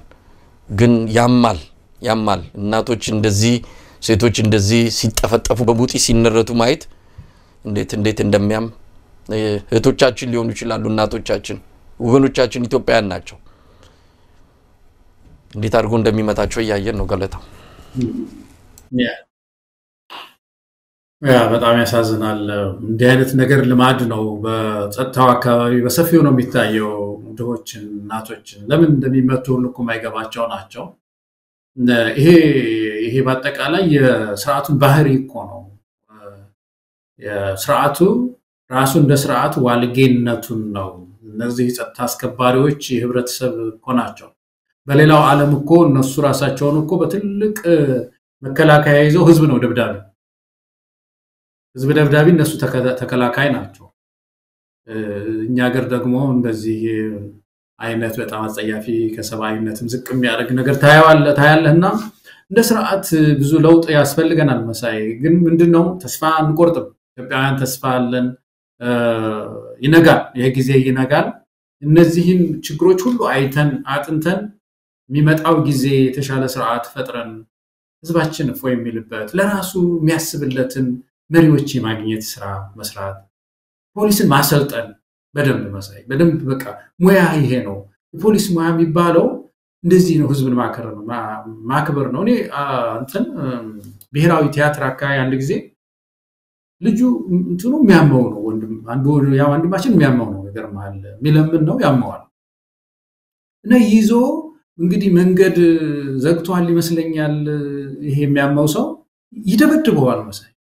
ላምን ሁሉ አልቻልኩም እያየሁ ይደበድበዋል አንዱ ፖሊስ ይዞ ራቁቱን እኮ የሆነ ሰው ነው ምን አይነት አስተሳሰብ ነው ትላለህ ያን ሰጠኝ ይለዋል በቃ ይለዋል ሰው ያንስ የሚያመው ሰውዬ የሆነ ቃያነሳል ይጥላል ወደዚህ ግባ እያለ ይደበድበዋል ፖሊስ ነው ማዕረግ ሁሉ ያለው ይመስለኛል እዚህ ተካሻው ላይ ይሆናል እና እነዚህ ሰዎች የሥርዓቱን ራሱ ሥርዓቱ የተበላሸ ሥርዓት ማሳያዎች ናቸውና እንዴት አድርጎ ታጥቦ እንደሚጸዳ እንግዲህ ማሰብ አለብን መሳይ ኢትዮጵያ ውስጥ በጣም ያሳዝናል እንደዚህ የምታደርጉ ሰዎች በታሪክ የምትጠየቁበት ዘመን መምጣቱን አስቡ እንደዚህ አይነት አሁን ጥሩ ነው ገለታው እንዲህ አይነት ብዙ ድርጊቶች አሉ እየተቀረጹ በተለይ አሁን የሶሻል ሚዲያ ዘመን ነው የቀረጹ እንዲጋለጡ እያደረጉ ነው ጥሩ ነገር ነው ይሄን ሁሉ በርግጥ የመንግስት ጋር መንግስት የፈጸመው አርጎ የግለሰቦችን እንዲህ አይነት ጋጠወጥነት ከሁሉ ጊዜ ከመንግስት ጋር ለማላከክና ለማገናኘት አይደለም ነገር ግን እንዲህ አይነቱ ነገር መቀጣጫ እንዲሆን ተቀጥተው መታየት አለባቸው ይሄን ያለ እርምጃ በዚህ አይነት መልኩ በህግ ተጠያቂ ሆነው ይሄን ያለ ፍርድ ይሄን ያለ ስር ተበይኖባቸዋል ተብሎ ሲገለጽ አንደኛ የተጎዳው ወገንም ፍትህ አገኘው ብለው የመርካት ሁኔታ አለ ፍትህ ማግኘትን የመሰለ እርካታ የለም እንደዛ አይነት ነገር ለሌላው ደግሞ መቀጣጫ ነው የሚሆነውና ያንን ማሳየት ላይ ይፈልጋል ይመስለኛል አገዛዙም ሰውን እንዲጨነቅ እንዲጠበብ የሚፈልገው ይመስላል በነገራችን ላይ የመሐመድ ቦአዚዝንም ማስታወስ አለብን በአንዲት ስርዓት አስከባሪ ምክንያት ነው ያ ወጣት ራሱን ያቃጠለው መንገድ ላይ የሚሸጠውን ብርቱካን ደፍታበት ነው ያውሉ የአረብ መሪዎች